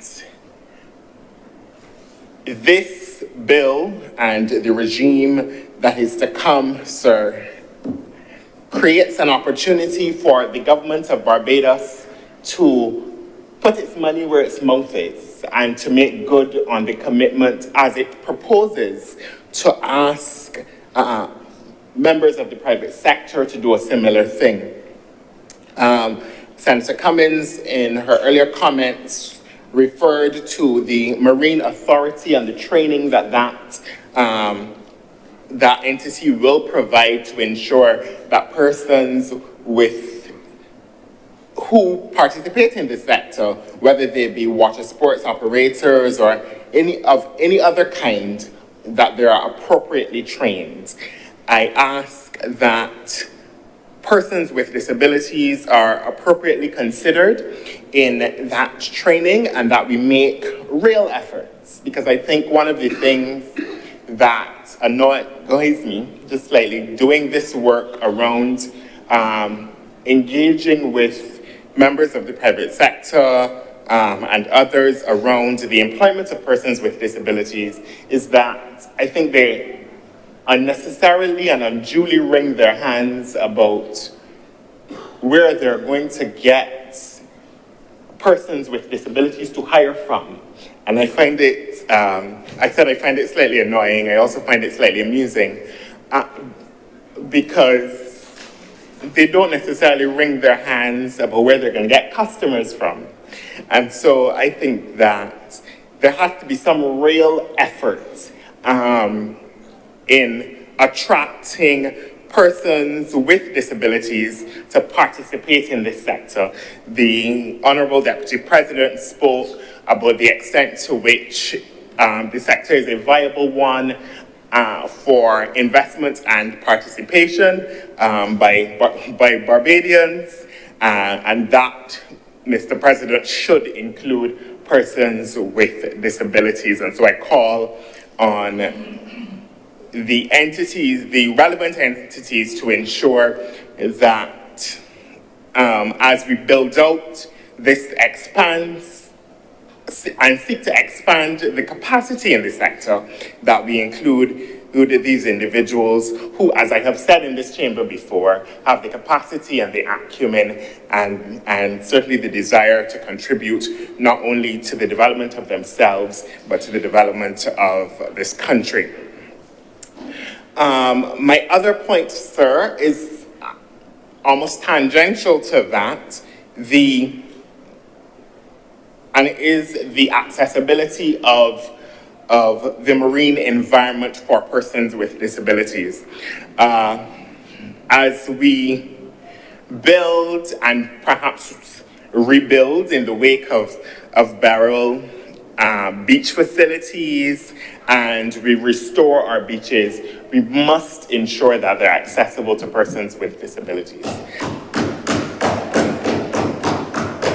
And that means in a very real way that the facilities that we build, whether they be the bathroom facilities, whether they be the stairs that lead the stairs, and I'm encouraging the consideration of things like ramps and other university designed facilities to ensure that persons with disabilities have the ability to enjoy what so many of us, so many of you take for granted, the ability to, hop out of your car on an afternoon and take a dip in the sea if that is what you choose to do. And I think that that too has to be as we improve infrastructure, we have to ensure that recreation and that social activity is also available to persons with disabilities. I regrettably say often that if you are a person with a disability in this country, you go to school if you're lucky enough to, you go to church if you're inclined to, but for too long we have lived in a society where the festivities and social interactions are not accessible to you. And I say that as the country marks 50 years of crop over. And I know that we can do better, and I encourage us so to do. Mr. President, I wish to commend this bill to the chamber, to commend the government for the work that they're doing, even in light of those two calls. I thank you. Thank you very much, Senator Anthony Boyce. Senator Cummings, please rise. Thank you very much, Mr. President. Again, as usual, I am very appreciative to the honourable senators, all of whom have spoken.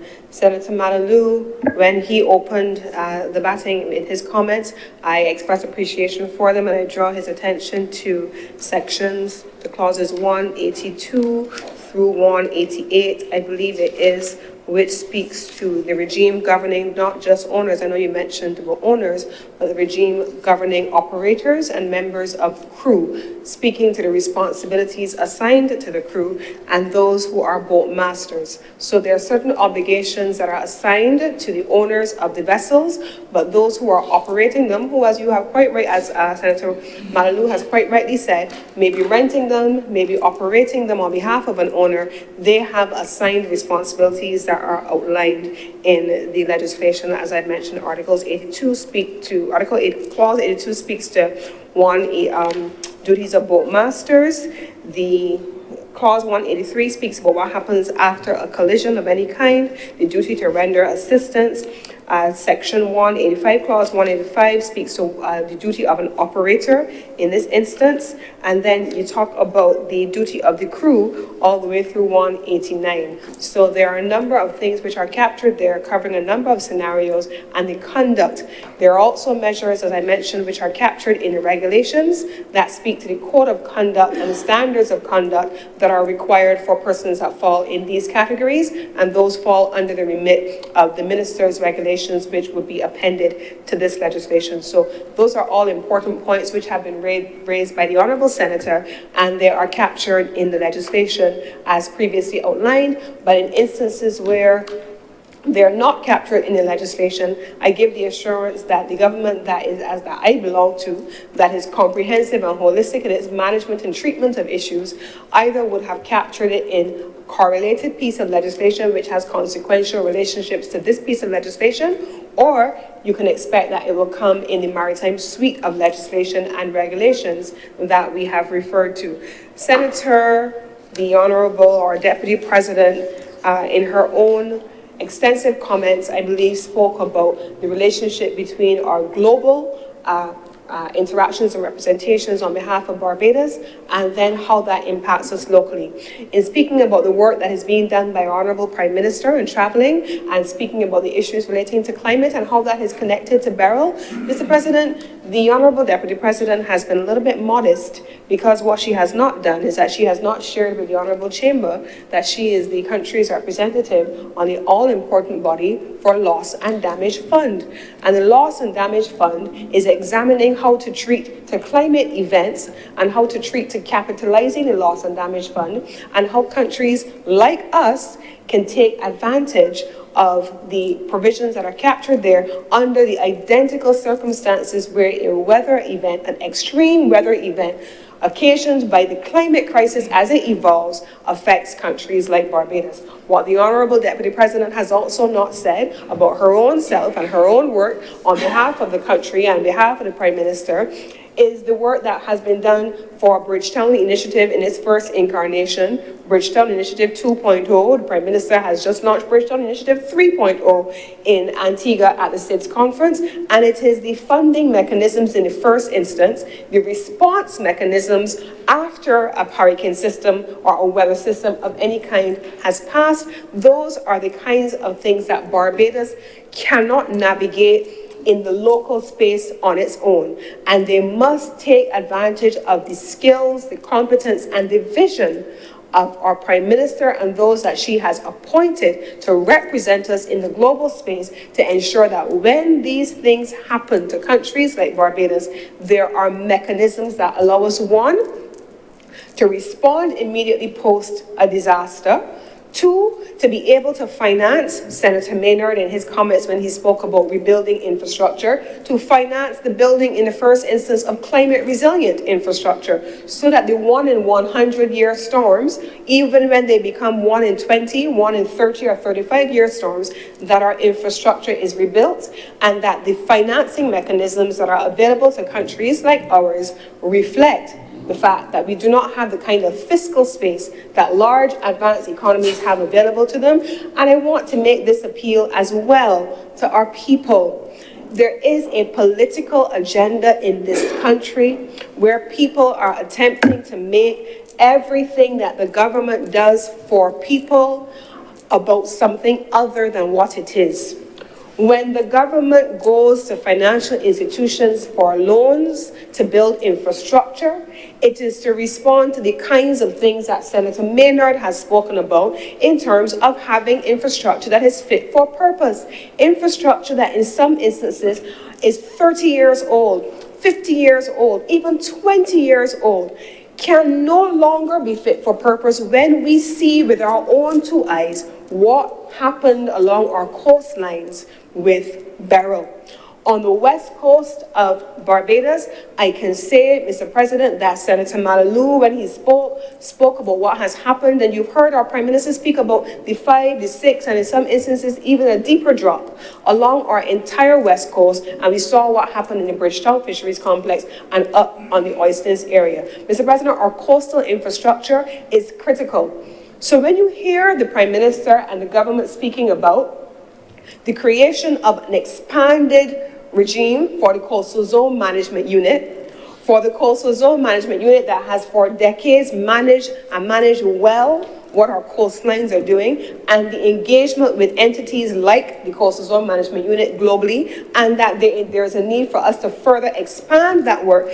These are the reasons why, Mr. President, because the same people that would wish to incite the country against the government borrowing, the government isn't doing this, the government isn't doing that, are the same people who would say the government should have done if we did not do. And so this government cannot pay attention to the theatrics of those that want to take the country down a line that is not in our best interest. We have to govern for people. We have to govern for a country that is facing unique challenges that it did not face 10 years ago, perhaps. Now, Mr. President, I want to also just make brief reference to the fact that during a weather system, electricity may go, the water may go, and at this point, Mr. President, as I speak, in today's newspaper of the Jamaica Observer, there is a protest taking place in Jamaica right now, at least more than one. 2 weeks later, after Beryl, several communities still don't have electricity, Mr. President. 2 weeks after the fact. And so they want light and they want water. 2 weeks, Mr. President. 2 weeks. After 2 hours, you had people who were being very unhappy and expressing their resentment over not having water after a Category 4 hurricane passed south of Barbados and caused the kind of damage that we had. Mr. President, I want to urge Barbadians. We spend a lot of time on social media. We spend a lot of time looking at some of these sites. And these sites, I am certain, are showing us all the images of the damage in different countries. In a previous conversation, Mr. President, in this very chamber, I used this phrase, "There but for the grace of God, go us." That could have been Barbados, and I say it could have been Barbados even as I not would, because my next statement, Mr. President, is that we are just in July. When Beryl formed off of Barbados, we were still in June, and the Met officials have said there are 23 or 25 named storms for the year, 5 of which will become major hurricanes. We have only just begun. And so what we did not do for Beryl in terms of preparation, if we haven't yet wrapped our minds around what a storm can look like for this country, we had Elsa. Before Elsa, we had Tomas. We had a freak storm in between there. Now we have had Beryl, and we've seen what they have all done throughout the region. If we have not yet wrapped our minds around the reality of what a storm can do to our island, Mr. President, this is the time for us to do it. It is now. And I want, in closing, Mr. President, to recognize the work being done by those relief officials who have left our island and who have joined our sisters and brothers in neighboring islands as part of the relief efforts and the recovery efforts. I want to, in particular, draw attention to the officials of all the regional disaster agencies, SEDEMA, and so on. But throughout the storm, Mr. President, from in Barbados, you would have heard from our utility, our electric utility, that we had around 25 to 27% of our local population losing electricity during the storm. Within 3 days, we were at 100% of our customers restored, but within a day and a half, we were down to about 7 to 8% without power, and they were able to close that. But that was not, Mr. President, without them simultaneously sending crews as soon as they could to Grenada, to St. Vincent. Right now, they are helping to restore electricity in Carriacou. They're living in tents, and they had to await temporary living arrangements to be made so that they could move over from the mainland to the islands to be able to restore the electricity supply. These are Barbadians from the Coast Guard, from the Light and Power, from SEDEMA, from every possible agency who have come and they have stood up and answered the call of our brothers and sisters, Mr. President, and I want to recognize them. In closing, Mr. President, I want to align myself also with the comments made by Senator Andrele Boyce. He spoke well about the need for us to incorporate persons with disabilities in our consideration of legislation such as this and in the rebuilding efforts for infrastructure as we contemplate the engagement of persons who, just like all other Barbadians, persons with disabilities want to be able to become one with their environment, to be able to enjoy the ocean. I belong to a Rotary Club, Mr. President, that many, many years ago would have donated sea wheelchairs to the National Disabilities Unit so that persons were able, from the disabilities community, from disabled community, to go into the water and to enjoy the water, you having access to a sea wheelchair. Those are the kinds of initiatives in this instance, Mr. President, that I want beyond what Senator Boyce Andrele Boyce in this instance has called for, that I want to also call on our service community and our charitable communities to continue to invest in as we bring our disabled community rightfully where they belong into the maritime space, as has been raised by Senator Boyce. And it is on this basis, Mr. President, that I would wish to beg that this bill now be read a second time. The question is that this bill be read a second time. Will all honourable senators in favour please say aye? Those against please say no. The ayes have it. Mr. President, I beg to move that Your Honour do not leave the chair and the Senate resolves itself into committee for further deliberation of this bill. The question is that I do not leave the chair and the Honourable the Senate resolve itself in a committee for further consideration of this bill. Will all honourable senators in favour please say aye? Those against please say no. Methinks the ayes have it.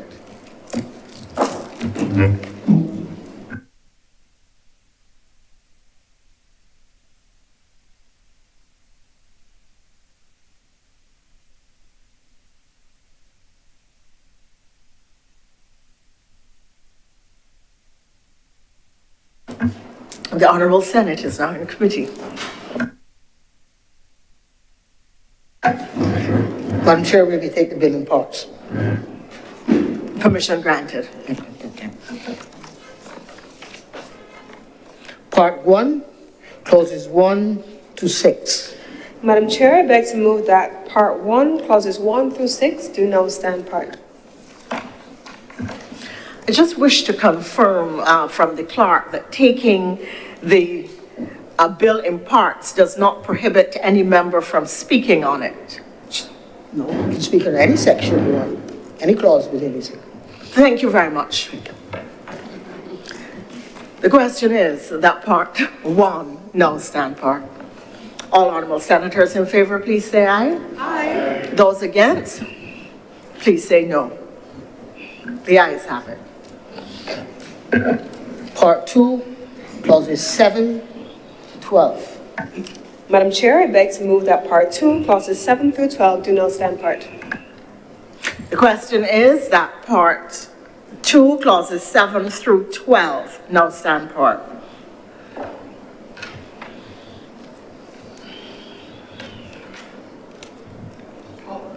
No longer members of favor, please say aye. Those against, please say no. The ayes have it. Part 3, clauses 13 to 26. Sorry, 28. Madam Chair, I beg to move that Part 3, clauses 13 through 28 do now stand part. The question is that Part 3, clauses 13 through 28 do now stand part. Will all honourable senators in favour please say aye? Aye. Those against please say no. The ayes have it.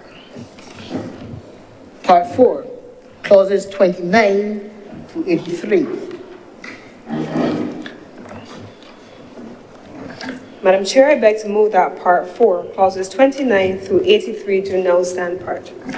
The question is that Part 4, clauses 29 through 83 do now stand part. Will all honourable senators in favour please say aye? Aye. Those against please say no. The ayes have it.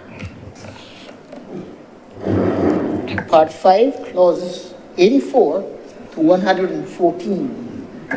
Madam Chair, I beg to move that Part 5, clauses 84 through 114 do now stand part. The question is that Part 5, sections 84, clauses 84 through 114 do now stand part. Will all honourable senators in favour please say aye? Aye. Those against please say no. The ayes have it. Part 6, clauses 115 to 164. Madam Chair, I beg to move that Part 6, clauses 115 through 164 do now stand part. The question is that Part 6, clauses 115 to 164 do now stand part. Will all honourable senators in favour please say aye? Aye. Those against, would you please say no? The ayes have it. Part 7, clauses 165 to 177. Madam Chair, I beg to move that Part 7, clauses 165 through 177 do now stand part. The question is that Part 7, clauses 165 through 177 do now stand part. Will all honourable senators in favour please say aye? Aye. Will all honourable senators against please say no? The ayes have it. Part 8, clauses 178 to 191. Madam Chair, I beg to move that Part 8, clauses 178 through 191 do now stand part. The question is that Part 8, clauses 178 to 191 do now stand part. Will all honourable senators in favour please say aye? Aye. All honourable senators against please say no. The ayes have it. Part 9, clauses 192 to 201. Madam Chair, I beg to move that Part 9, clauses 192 through 2201 do now stand part. The question is that Part 9, clauses 192 through 201 do now stand part. Will all honourable senators in favour please say aye? Aye. Those against please say no. The ayes have it. Part 10, clauses 202 to 214. Madam Chair, I beg to move that Part 10, clauses 202 to 214 do now stand part. The question is that Part 10, clauses 202 to 214 do now stand part. Will all honourable senators in favour please say aye? Aye. Those against, would you please say no? The ayes have it. Part 11, clauses 215 to 246. Madam Chair, I beg to move that Part 11, clauses 215 through 246 do now stand part. The question is that Part 11, clauses 215 to 246 do now stand part. Will all honourable senators in favour please say aye? Aye. Those against, would you please say no? The ayes have it. Part 12, clauses 247 to 259. Madam Chair, I beg to move that Part 12, Clauses 247 through 259 do now stand part. The question is that Part 12, Clauses 247 to 259 do now stand part. Will all honourable senators in favour please say aye. Aye. Those against, would you please say no? The ayes have it. Part 13, clauses 260 to 279. Madam Chair, I beg to move that Part 13, Clauses 260 to 279 do now stand part. The question is that Part 13, Clauses 260 to 279 do now stand part. Will all honourable senators in favour please say aye. Aye. Those against, would you please say no? The ayes have it. Part 14, clauses 280 to 293. Madam Chair, I beg to move that Part 14, Clauses 280 to 293 do now stand part. The question is that Part 14, Clauses 280 to 293 do now stand part. Will all honourable senators in favour please say aye? Aye. Those against, would you please say no? The ayes have it. Part 15, clauses 294 to 309. Ayes have it.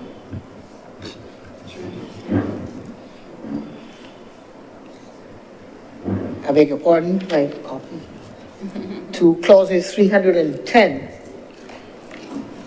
Madam Chair, I beg to move that Part 15, Clauses 294 to 310 do now stand part.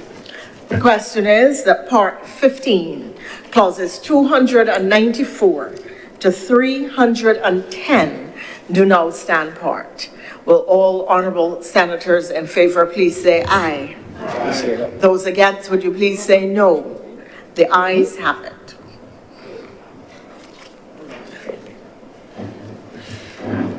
The first schedule, Madam Chair, I beg to move that the first schedule be the first schedule to the bill. The question is that the first schedule be now the first schedule to the bill. All honourable senators in favour please say aye. Aye. All honourable senators against please say no. The ayes have it. the second schedule, Madam Chair, I beg to move that the second schedule be the second schedule to the bill. The question is that the second schedule be now the second schedule to the bill. Will all honourable senators in favour please say aye? Aye. Those against, please say no. The ayes have it. the third schedule, Madam Chair, I beg to move that the third schedule be the third schedule to the bill. The question is that the third schedule be now the third schedule to the bill. Will all honourable senators in favour please say aye? Aye. Those against, would you please say no? The ayes have it.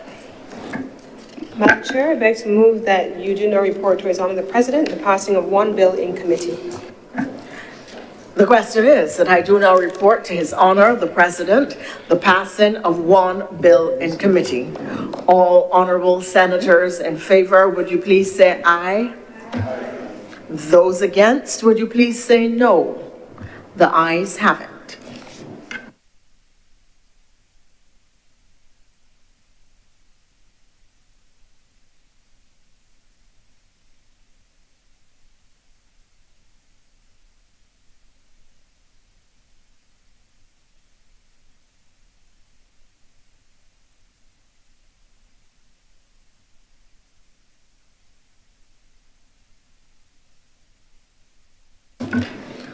The chairman has reported the passing of one bill in committee. Mr. President, I beg to move that this bill now be read a third time. The question is that this bill be read a third time. Will all honourable senators in favour please say aye? Aye. Those against please say no. Meetings the ayes have it. Mr. President, I beg to move that this bill do now pass and be cited as the Shipping Domestic Vessels Act 2024. The question is that this bill be now passed and be cited as the Shipping Domestic Vessels Act 2024. Will all honourable senators in favour please say aye? Aye. Those against please say no. Methinks the ayes have it. This bill is now passed and so cited.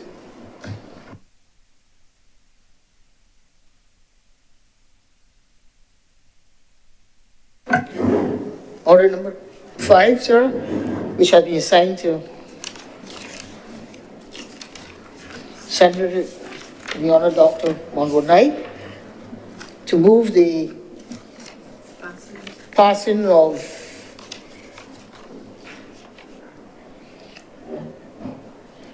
a resolution to approve in accordance with Section 2 of the Special Loans Act, Chapter 105, the borrowing of up to US dollars, $12,400,000 from the CARICOM Development Fund to co-finance and augment the 3 R's, reduce, reuse, and recycle, for the climate resilient wastewater systems project, on the terms and conditions contained in the loan agreement, the main provisions of which are set out in the schedule.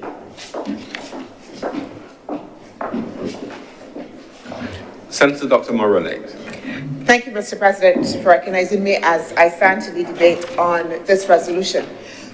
Mr. President, in our previous debate, we would have touched on the issue of climate change and its impact, the work of the government, particularly that of our Prime Minister, as well as the work that's being done to increase the global awareness in the context of our Bridgestone initiative, Bridgestone 3.0 as it stands. And this particular resolution, as we've heard, and I will repeat again, is a resolution to facilitate the co-financing of a project called the 3 R's. 3 R's standing for Reduce, Reuse, Recycle, Climate Resilience Wastewater Systems Project. And we call that the 3R Cruise project, Mr. President, in Barbados.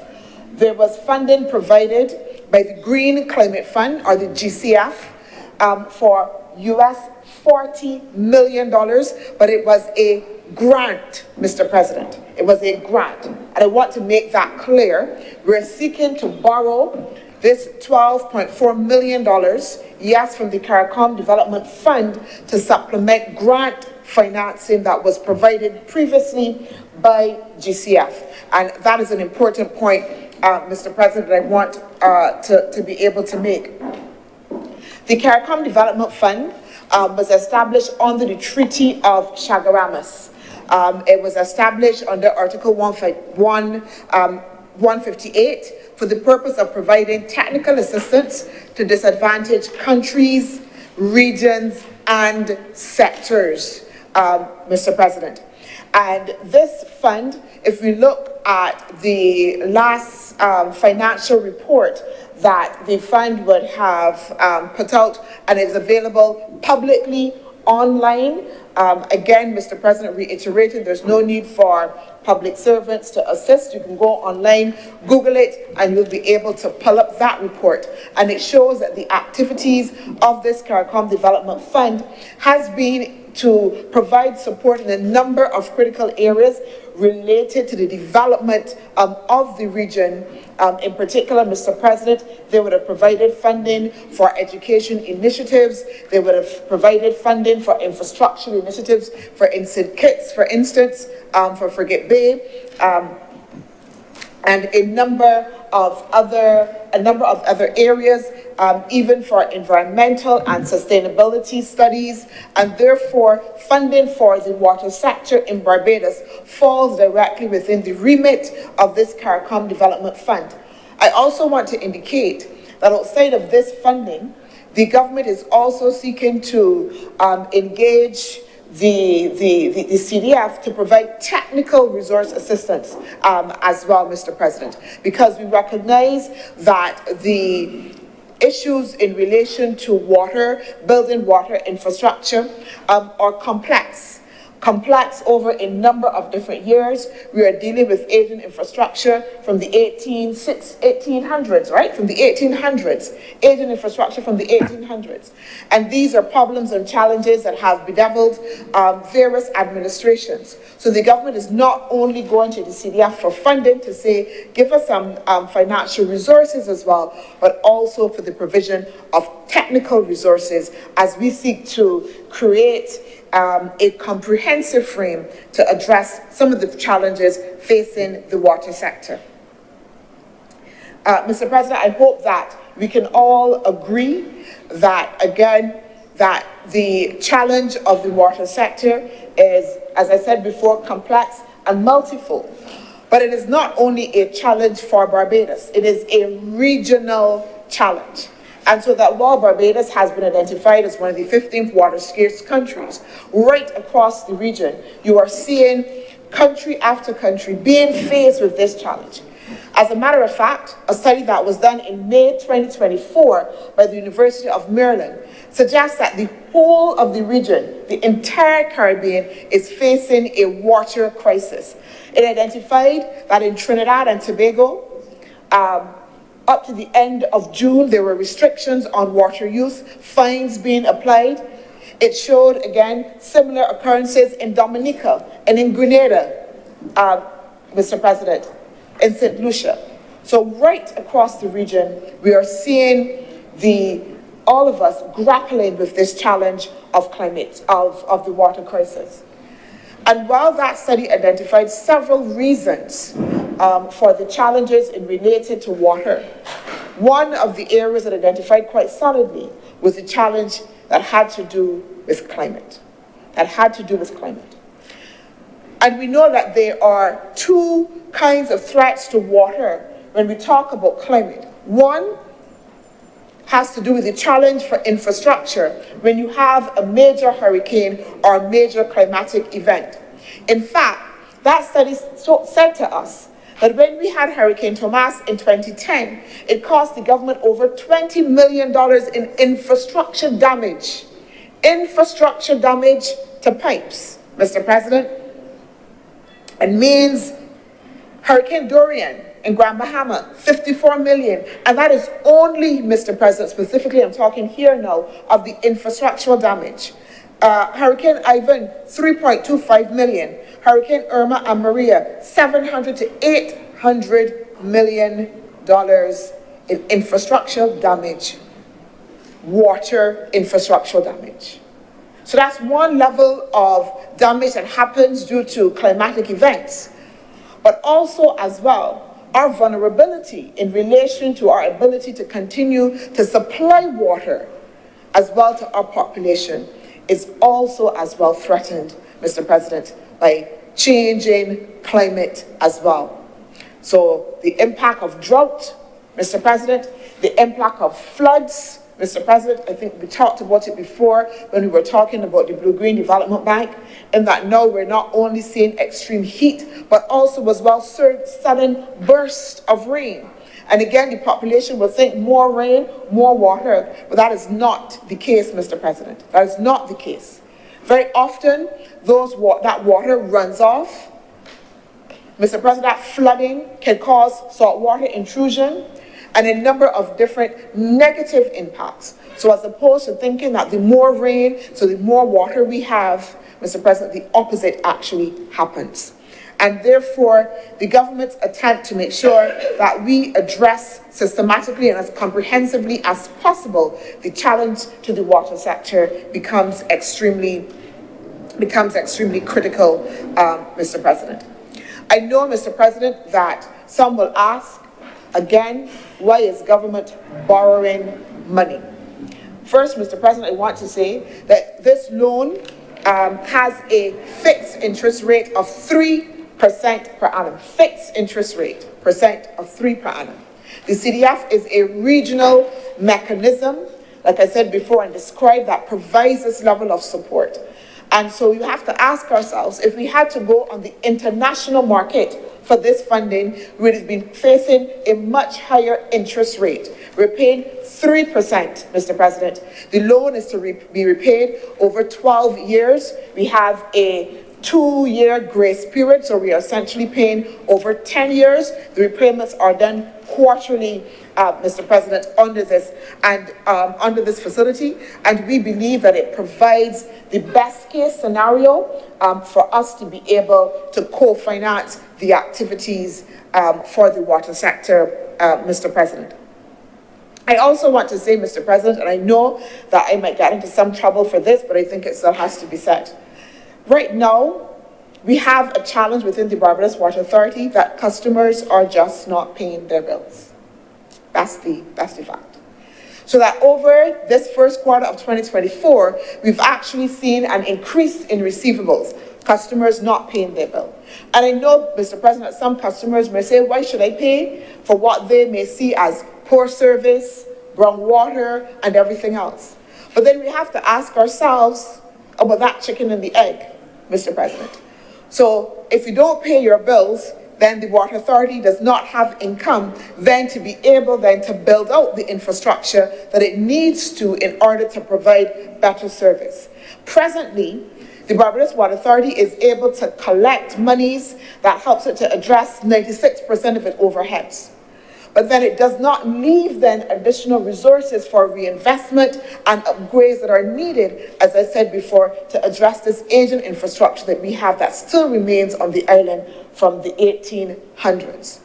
And therefore, it is important, Mr. President, that customers are able to pay their bills, please. That is one of the pleas that I'm going to make, Mr. President, as I stand on my feet, because then it will enable the Barbados Water Authority to be in a better financial position. Because without that, it means that it is, like I said before, not in a position to go on its own as a viable entity in order to be able to borrow monies. So the government then still has to continue to support the Barbados Water Authority and then to be able to attract loans and grants.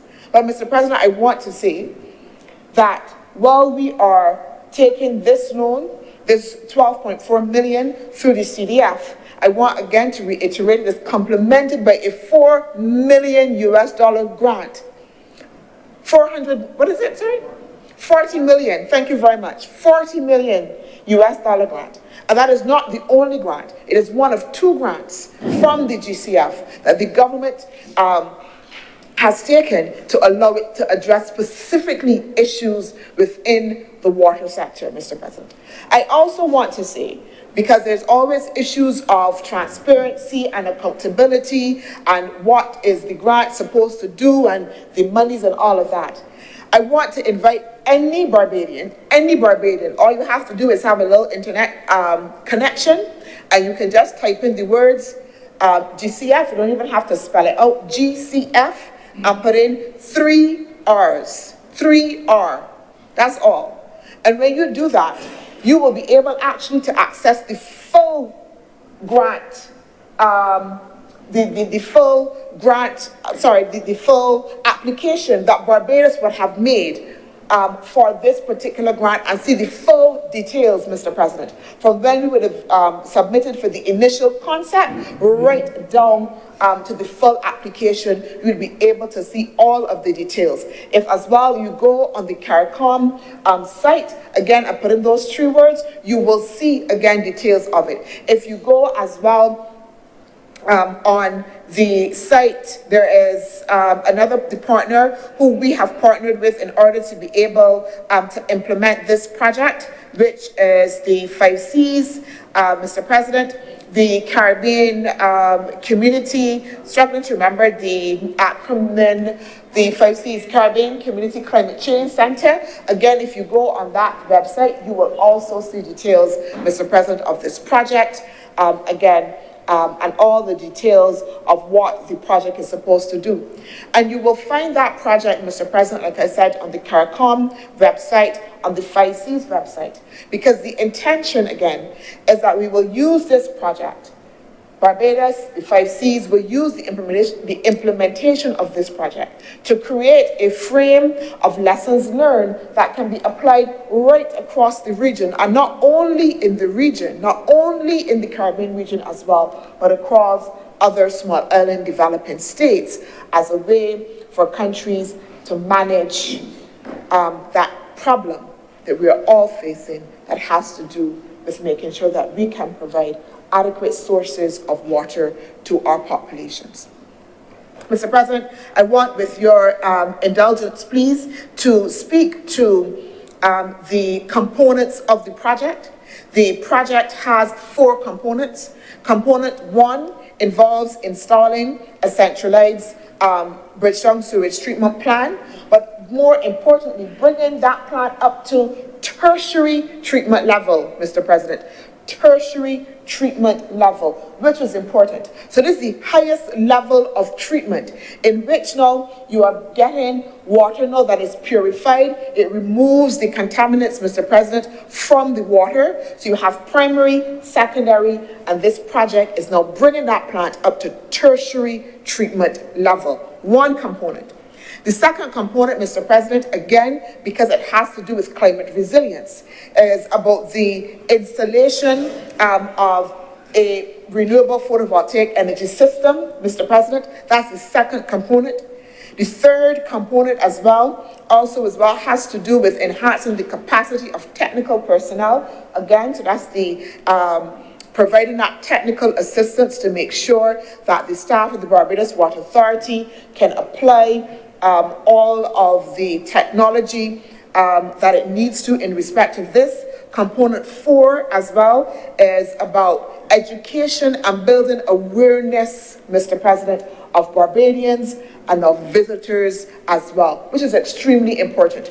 We talked about it before, the need for all of us as a society to take responsibility for ensuring that we can conserve our water, Mr. President, and not only for hazards, but we need to do it every single day, Mr. President. As I said previously, we are near 100% abstraction of our freshwater resource.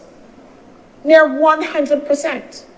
And that is why we are 15th water scarce or water stress, Mr. President. That is what it means. So it is a responsibility for us to be able to make sure that we can, as we did, our grandmothers and elders used to encourage us to store water, and I'm not so sure where that has gone, Mr. President. That practice of filling up the waters, don't throw away the bottles, and making sure that we have water. And for me, I grew up and it was a year-long, Mr. President, practice. It wasn't only when we were having adverse weather. You did more of it, you ensured it. But you never throw away a bottle, you always keep a bottle with water. And so part of this project is also about doing education as well for the community, for Barbadians to understand as well, particularly in relation to wastewater. So that's the entire project, the elements of the entire project, but specifically this loan that we will take will provide for, Mr. President, the installation of 9 kilometers of pipeline to transport treated wastewater to lands at Waterford and Lear's Plantation, Mr. President. And then as well to create a 0.65 kilometer of pipeline to replace the sewage force main from the River Road lift station to the Bridgetown sewage treatment plant as well. And Mr. President, it is important as well for us to understand right now, the large majority of our water resources go to domestic use and agriculture. In fact, agriculture, I am told, uses between 8 and 10 million imperial gallons of water daily. Daily. 8 and 10 million imperial gallons of water daily. So that this project is important for us as well to continue to make sure that we can have an alternate resource for our agricultural sector and therefore as well ensure food security, Mr. President. And that is important. That is important again for a water scarce island. So that the importance of this project is not just about, yes, the government is borrowing money to deal with this big problem of water, but it has implications for our ability to feed ourselves, Mr. President. It has implications for us to be able to provide water and access to water for citizens.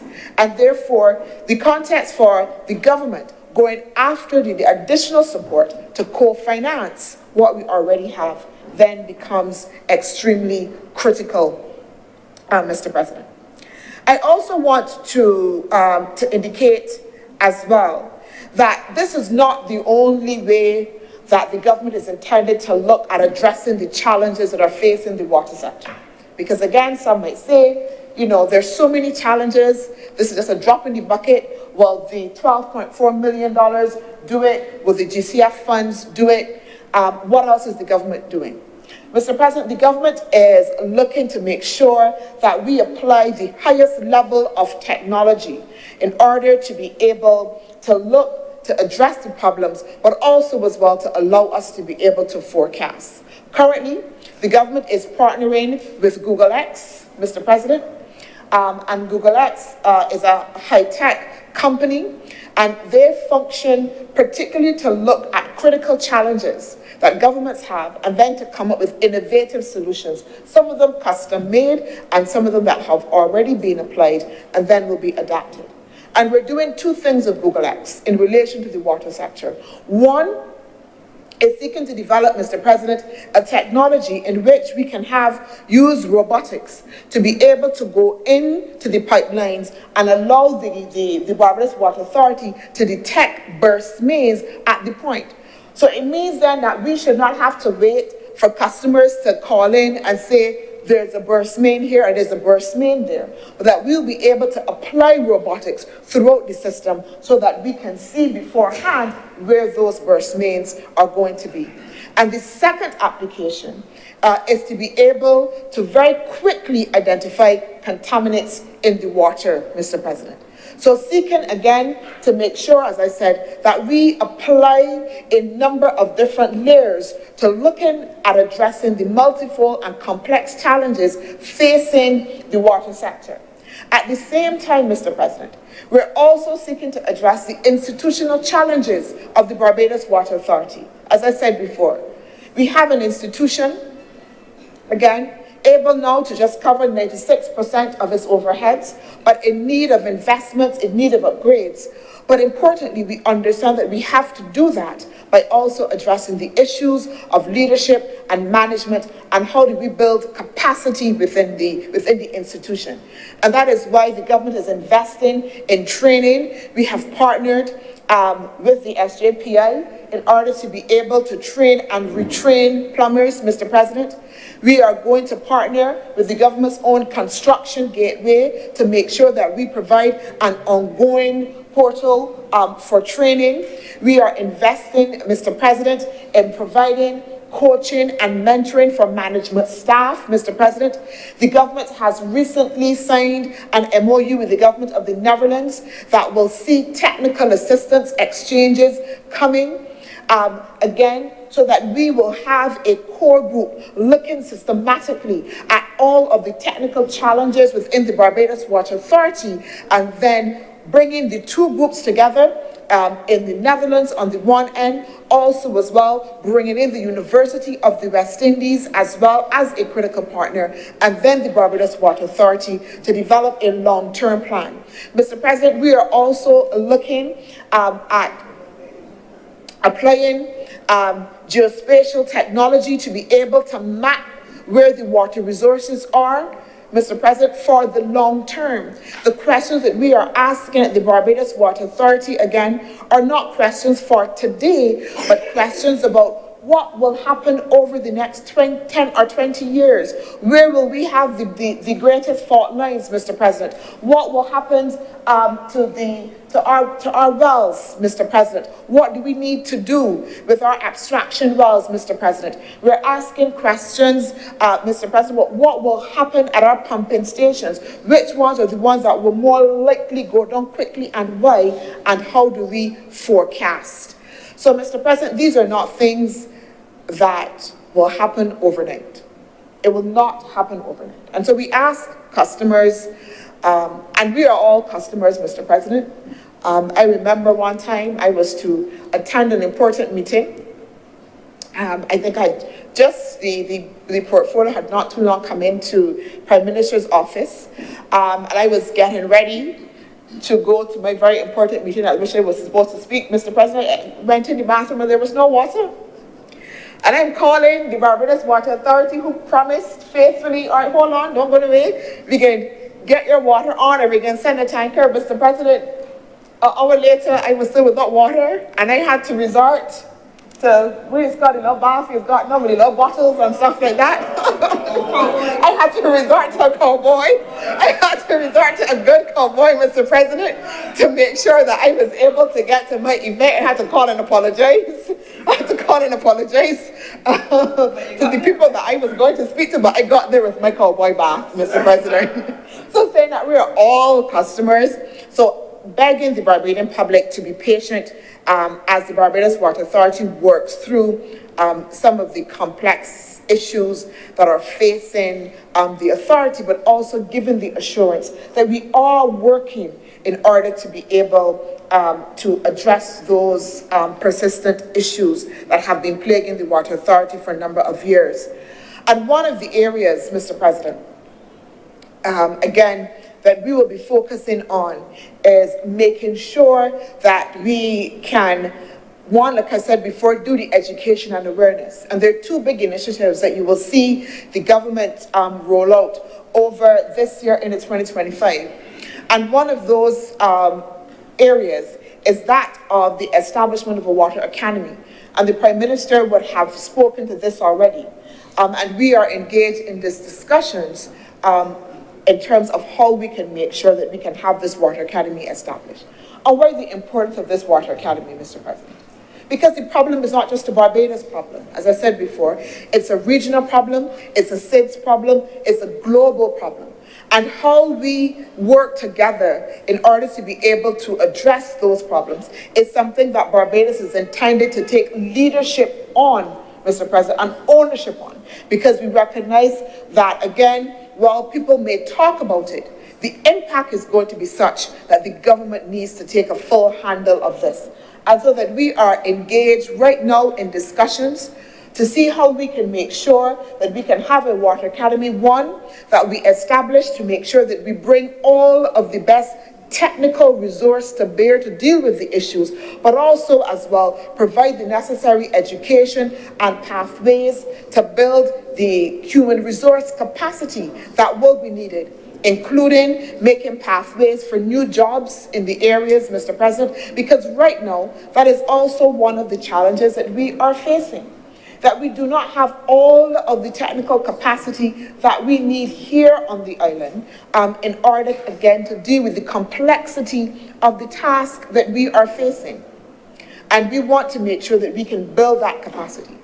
So while that is long-term, in the short term, over the summer, the Barbados Water Authority is intended to partner with the Barbados Community College over their summer program and make sure that we can include in that curriculum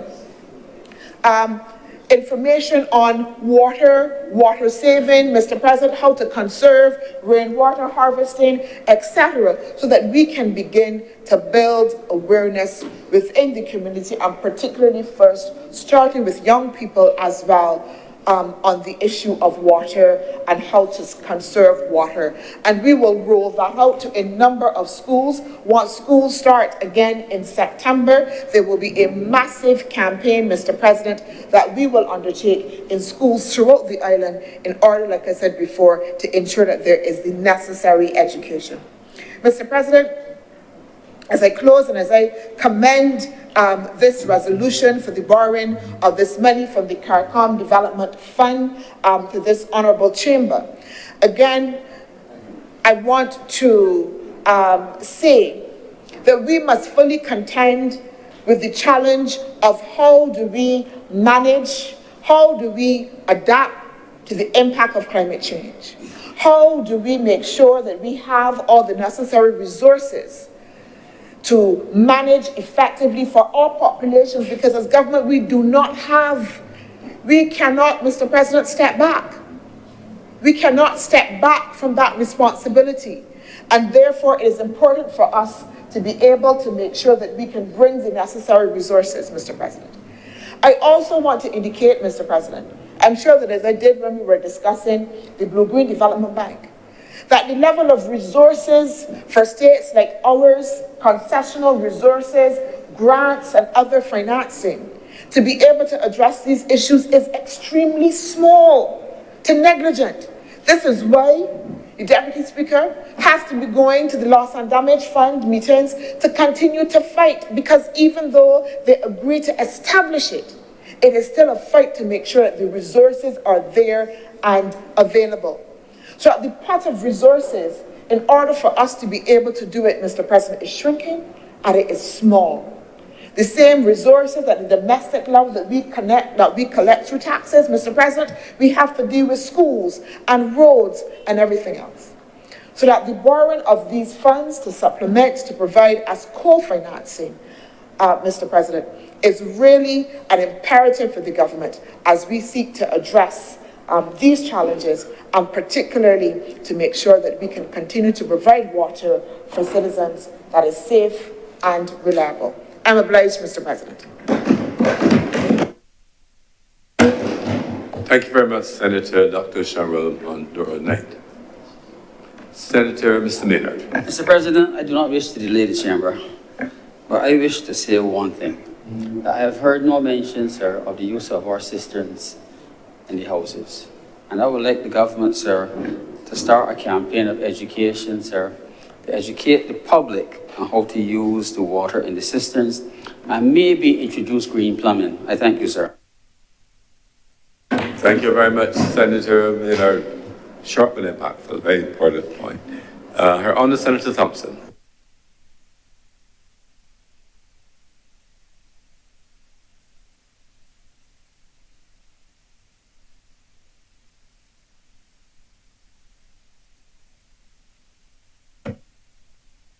Thank you very much, Mr. President.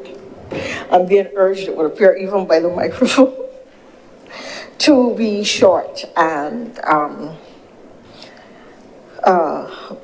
the point. I'll just make a few points very quickly, but you would know, sir, that this is hardly the kind of matter which would come to the chamber on which I would remain silent. Sure. So, again, as something debated earlier in the day, the impact, the connection, the nexus with resilience building has to be emphasized. We are facing serious and growing climate consequences. I mentioned earlier, and it has been mentioned today, that Beryl was of great intensity early in the season, and in that regard was atypical of what we could expect, we would normally expect. When we say that hurricanes or extreme weather events are increasing in frequency and in number all over the world, in frequency and in intensity, people ask, so we've encountered extreme forest fires in California, driven and unable to be quenched because of extreme heat conditions. We have had burning tarmacs, or tarmacs that were so hot that tires were melting in the United Kingdom. We've had extreme floods and heavy storms in Asia, causing Pakistan, causing loss of life and billions of dollars of damage. Across the globe, from east to west, from north to south, the changing climate is impacting us. And here, the government is attempting to put in place measures which deal with very much a traditional approach: reduce, reuse, recycle. Traditional but proven to be effective, traditional but proven to be not just effective at the national level, but because it is something in which the average householder, the average citizen can participate and play their role, which is of extreme importance. It comes out of our Debt for Nature swap. When that was initially announced, there was like, what about, we don't really understand that, it ain't got nothing to do with we. And now you do see that it is, in fact, of relevance to every householder because every householder uses water. Every householder uses water every day for multiple purposes, from potable use to whether it is wetting the garden, cleaning down with kennels or dog houses, scrubbing out from their pigs or chickens. Water, there's water for life, water for commercial activity, water for recreation, water to support the tourism sector, and so on. So this issue of reuse, the water support for new mains and new distribution systems, which is going to emerge as a consequence of this a facility is relevant and important. The whole notion of the debt for nature swap is that you can buy back part of your debt or reduce your debt and use the monies that would go toward your debt payment ordinarily for matters relating to environment, and climate change would of course be our priority area. In relation to water, not just the use of water, but the fact that if we are going to have a vibrant agricultural sector, then we really need to have, or farmers need to have, access to water. Increasingly now you're seeing technologies which allow crops to be grown with very little water, or crops which are being developed specifically to be drought tolerant or low in water needs. But at the moment in Barbados, we still use very much traditional farming, and in that regard, the access to water is of extreme importance. When you consider how we can be cut off by an extreme weather event, when you consider the implications of having drought and food prices going up globally and our already high food import bill, then the importance of this particular approach becomes even more apparent. We are attempting to move the Bridgetown sewage plant from primary to tertiary treatment. Bridgetown or South Coast? Bridgetown, from primary to tertiary treatment. You know, sir, it is very interesting when we developing countries, approach international development institutions, multilateral development banks, international financial institutions, however you label them. The reality is that they attach all kinds of terms and conditionalities. Sometimes these terms and conditionalities are penny-wise and pound-foolish, to use an old-time expression, sir. And I say that because we are now after the Bridgetown sewage plant was built in either the 70s or the 80s. I lived in the city at the time. I lived on Baxter's Road, and I remember the controversy over the building of the Bridgetown sewage plant. There is not time when people are not minded at this hour. We are going to leave to discuss it, but it really was a highly controversial issue, probably in the 1981 or so general election, and nearly cost the Barbados Labour Party the city seat. As a result, in fact, yes, the folks on Emerton really comes because the community, members of the community who were relocated to Clapham in what is now a beautiful development, a lot of that community had to be moved in order to facilitate the construction of the plant and to create a buffer and so around it. Years later, history is so interesting, sir. I am going to detain the chamber just with a little history, because sometimes it is. The Bridgetown sewerage system was negotiated by Lloyd Erskine Sandiford, as he then was. When the Barbados Labour Party came to government, there was fought over the campaign as whether it was necessary or not, the cost of it, the implications for the community, that the song was licking cork on the radio, as Bajans would say. And then the Barbados Labour Party came to government, and it fell to the Barbados Labour Party to complete the negotiations and construct the plant. The South Coast Storage Project was negotiated by Branford Tate. Another controversial project. And then the Barbados Labour Party came to government, sir, and it fell in my lap for that to be the negotiations to be completed and for the construction of the South Coast Storage Project, which again caused a lot of disruption and controversy and so on. The point I'm going to make here is that the South Coast Storage, the West Coast, the Bridgetown Storage Plant was built in either the 70s or the 80s. The South Coast Storage Plant was built nearly 30 years later, so certainly in the 1990s, because we came to government in 94. Both were primary treatment plants. Technology had changed in the intervening period.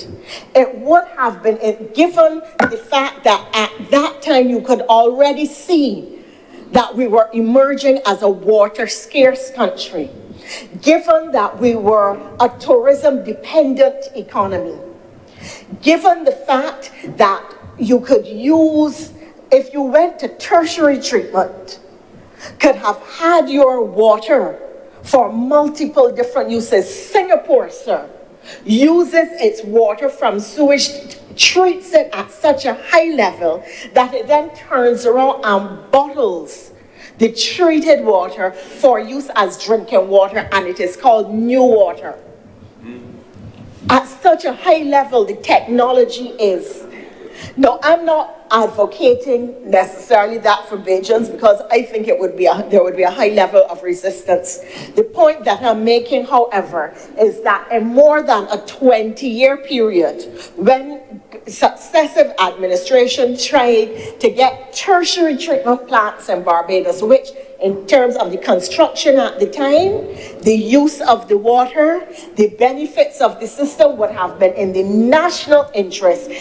Those imposing the conditionalities and lending the money insisted on lower level treatment plants. So Bridgetown is a primary treatment plant, and I believe Christchurch is a South Coast is a secondary treatment plant, but neither one is tertiary treatment. And the country will now have to face the physical disruption, the expenditure, and the consequences of upgrading both of those plants to tertiary systems, which was what the ministers involved of successive administrations had wanted or would have wanted at the time, but could not get. That is just, sir, to give the chamber some background, and for those who like to curse politicians all the time, to understand the very real fights you have to deliver development to the citizens of your country. They do not know when you go away and sit across the table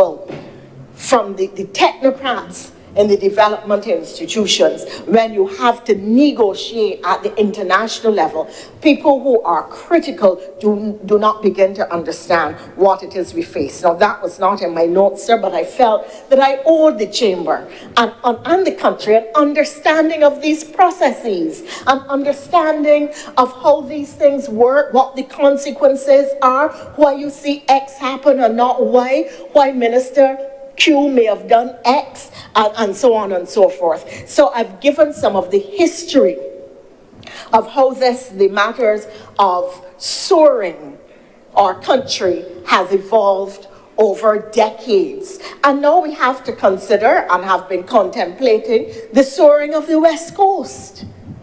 That really has to be the next step as we seek to preserve our liquid waste, our sewer systems, and protect our environment from all of the consequences of waste discharge into the natural environment. Equally, sir, the issue of separation of household waste at source is important. Part of the loan is intended to cover that. 8 million tons of plastic waste finds its way into the marine environment all over the world every year. This is not a little bit. And analyses done on human beings to try to understand the connection between plastics and the breakdown into microplastics. Honourable Senator Monroe spoke earlier about the amount of plastics blocking the drains in Christchurch and in Oistins, the breakdown of styrofoam, and it's coming up on the beaches and so on. Those microplastics, what these plastics and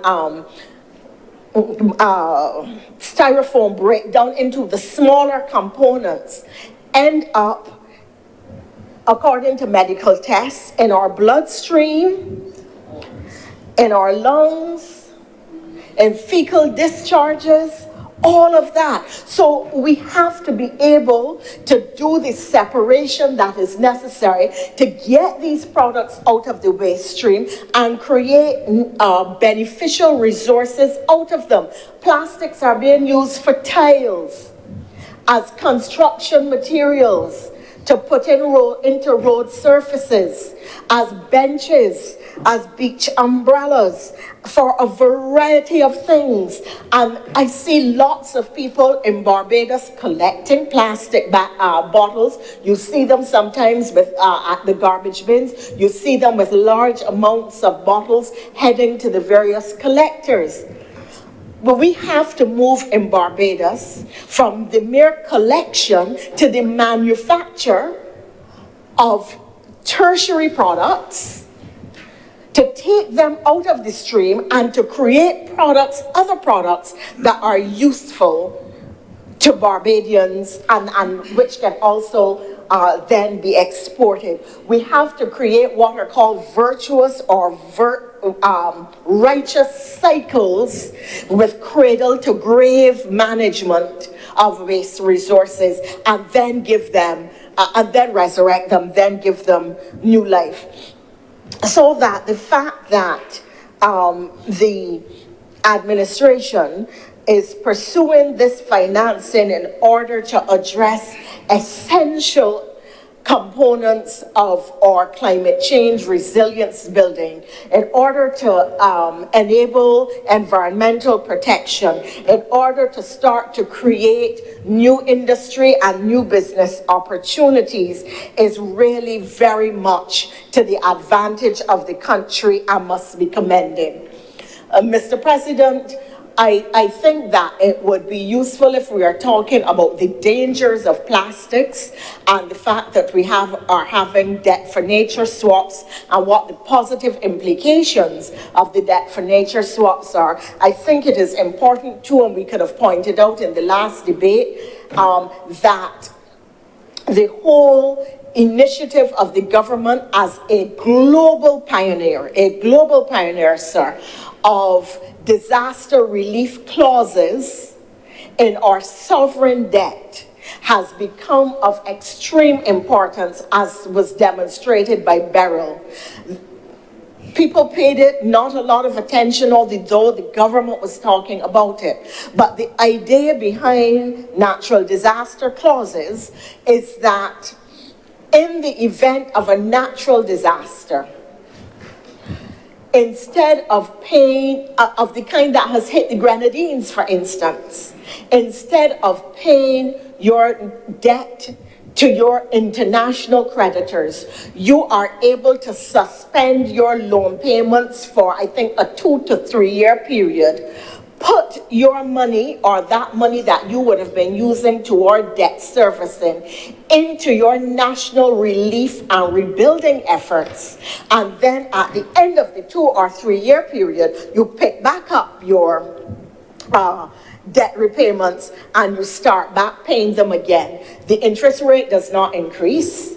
but the length of the loan does. So the creditor loses nothing, and the borrower gains time and additional capital to make themselves whole again, in addition to having the leeway, the elbow room, in the event of a natural disaster. The government, sir, these things don't mean anything to the average person when you talk about them until there is a crisis. So now that Beryl has happened, and you're seeing the importance of government policy, you're seeing the importance of why it is that these particular initiatives are being pursued. You are seeing why we count these to be as important as repairing the roads, because people will tell you, oh, well, that ain't got nothing to do with me. What would that for nature thing you talking about? I want the road outside my house repaired. I want my bus service. You are now beginning to understand that these issues have as much an equal importance for the life, well-being, and livelihoods of the average citizen as do the bread and butter issues of the bus service and the road repair, which are absolutely critical and essential, I concede. Mr. President, I am happy to be able to support this.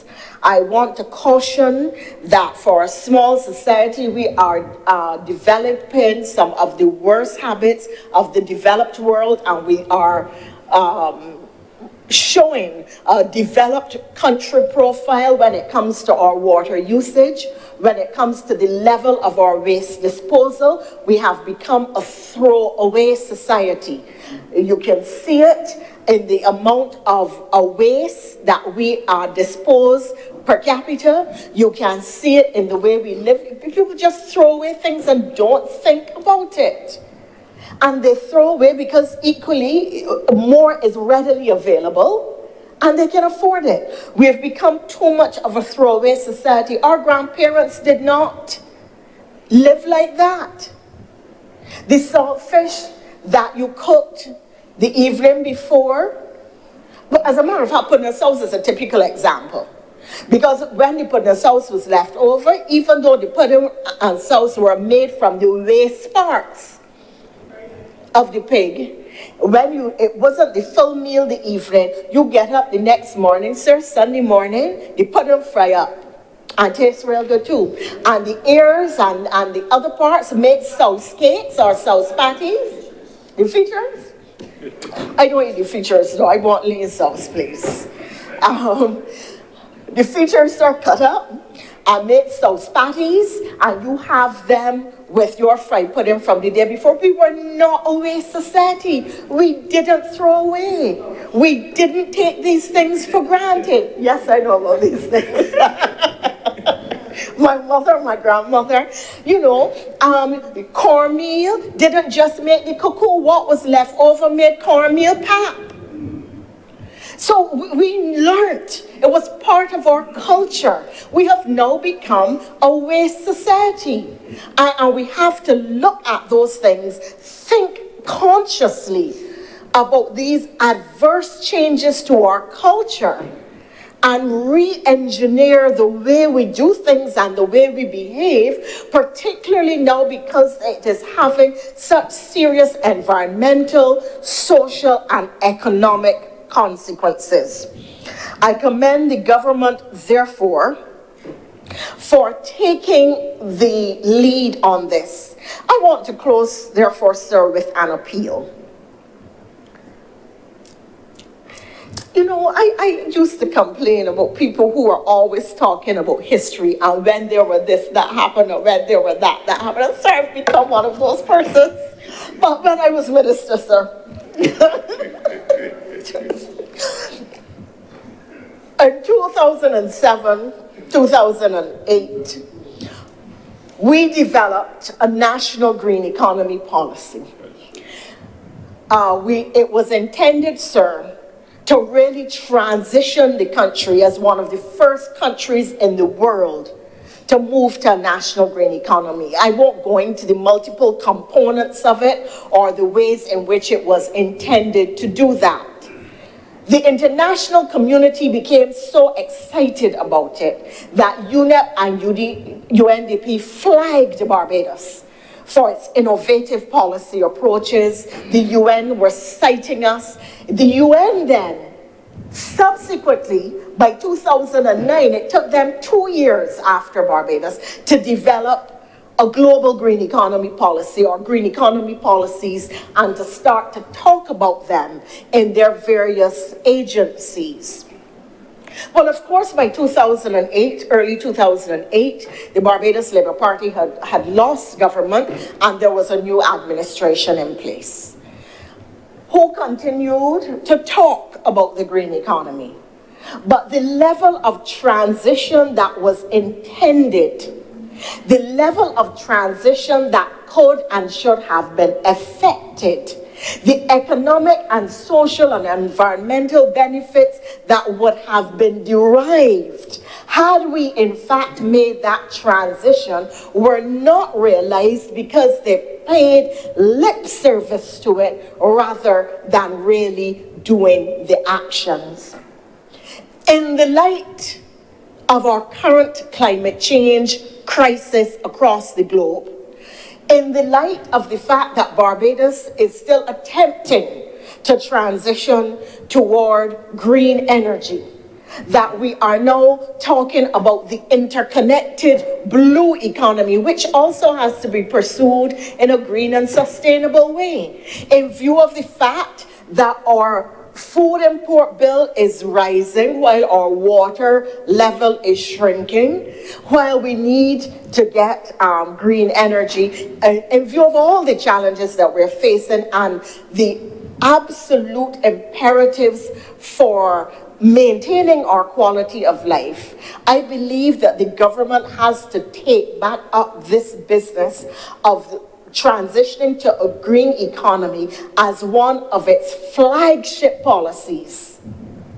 And it can only be done if the government is prepared to engage, employ, appoint, however you want to term it, a green economy champion for Barbados, whose responsibility it would be to work across ministries and to work with the private sector to ensure that a green economy at the national level is put in place.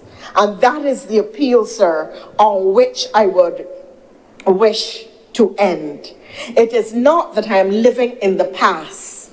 It is that we were visionary and prescient in terms of the policy formulation at the time, which is now needed more than ever. And in that regard, if we are to effect the policy changes, we have to have the structures and the architecture and the people necessary to ensure success of the policy and national implementation across both the public and private sectors. Mr. President, I'm obliged.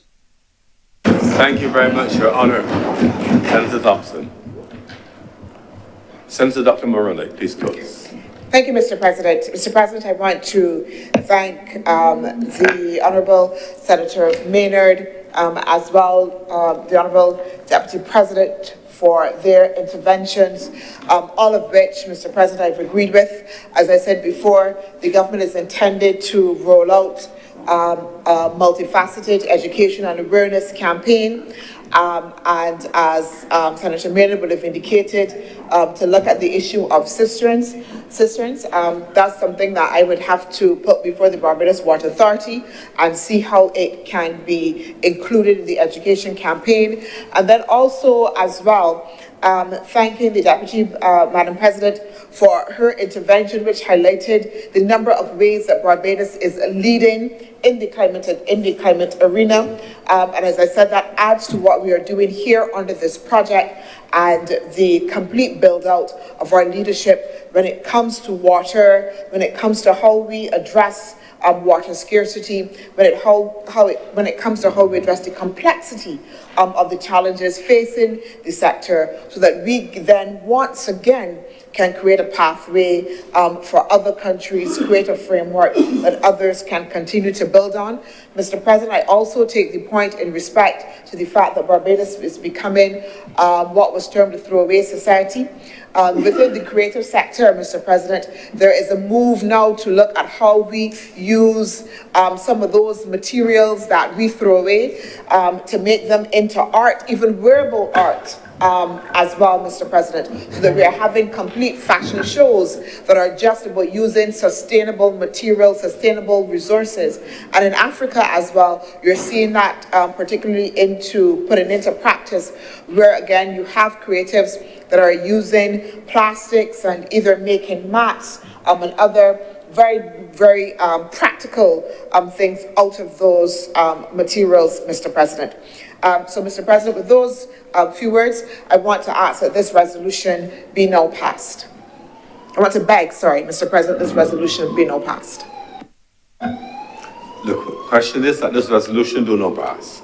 Will all honourable senators in favour please say aye? Aye. Those against please say no. I think the ayes have it. This resolution is now passed.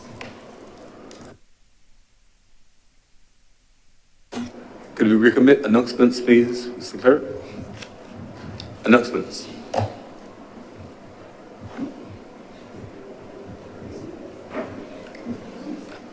With the recommittal of announcements, just wanted to share correspondence from Senator Most Honourable Jerome Walker. Dear Mr. President, I write to inform you of my inability to attend sittings of the Senate occasioned by an injury sustained due to a fall, for which I had indicated he had surgery. Given my continued improvement and rehabilitation, I'm hopeful that I will be able to attend the Senate before the end of July 2024. So there's good news as a follow-up to the earlier, or the several weeks for absence, and we note that for the record. Senator Cummings. Thank you very much, Mr. President. And we certainly, I know I can speak on this occasion for all honourable senators. We wish Senator the Most Honourable Jerome Walker a speedy recovery as he continues, as he has said in his own words, to improve. With this concluding government's business for the remainder of today, I beg to move that the Senate do be adjourned sine die. The question is that the Honourable the Senate do now adjourn sine die. Will all honourable senators in favour please say aye? Aye. Those against please say no.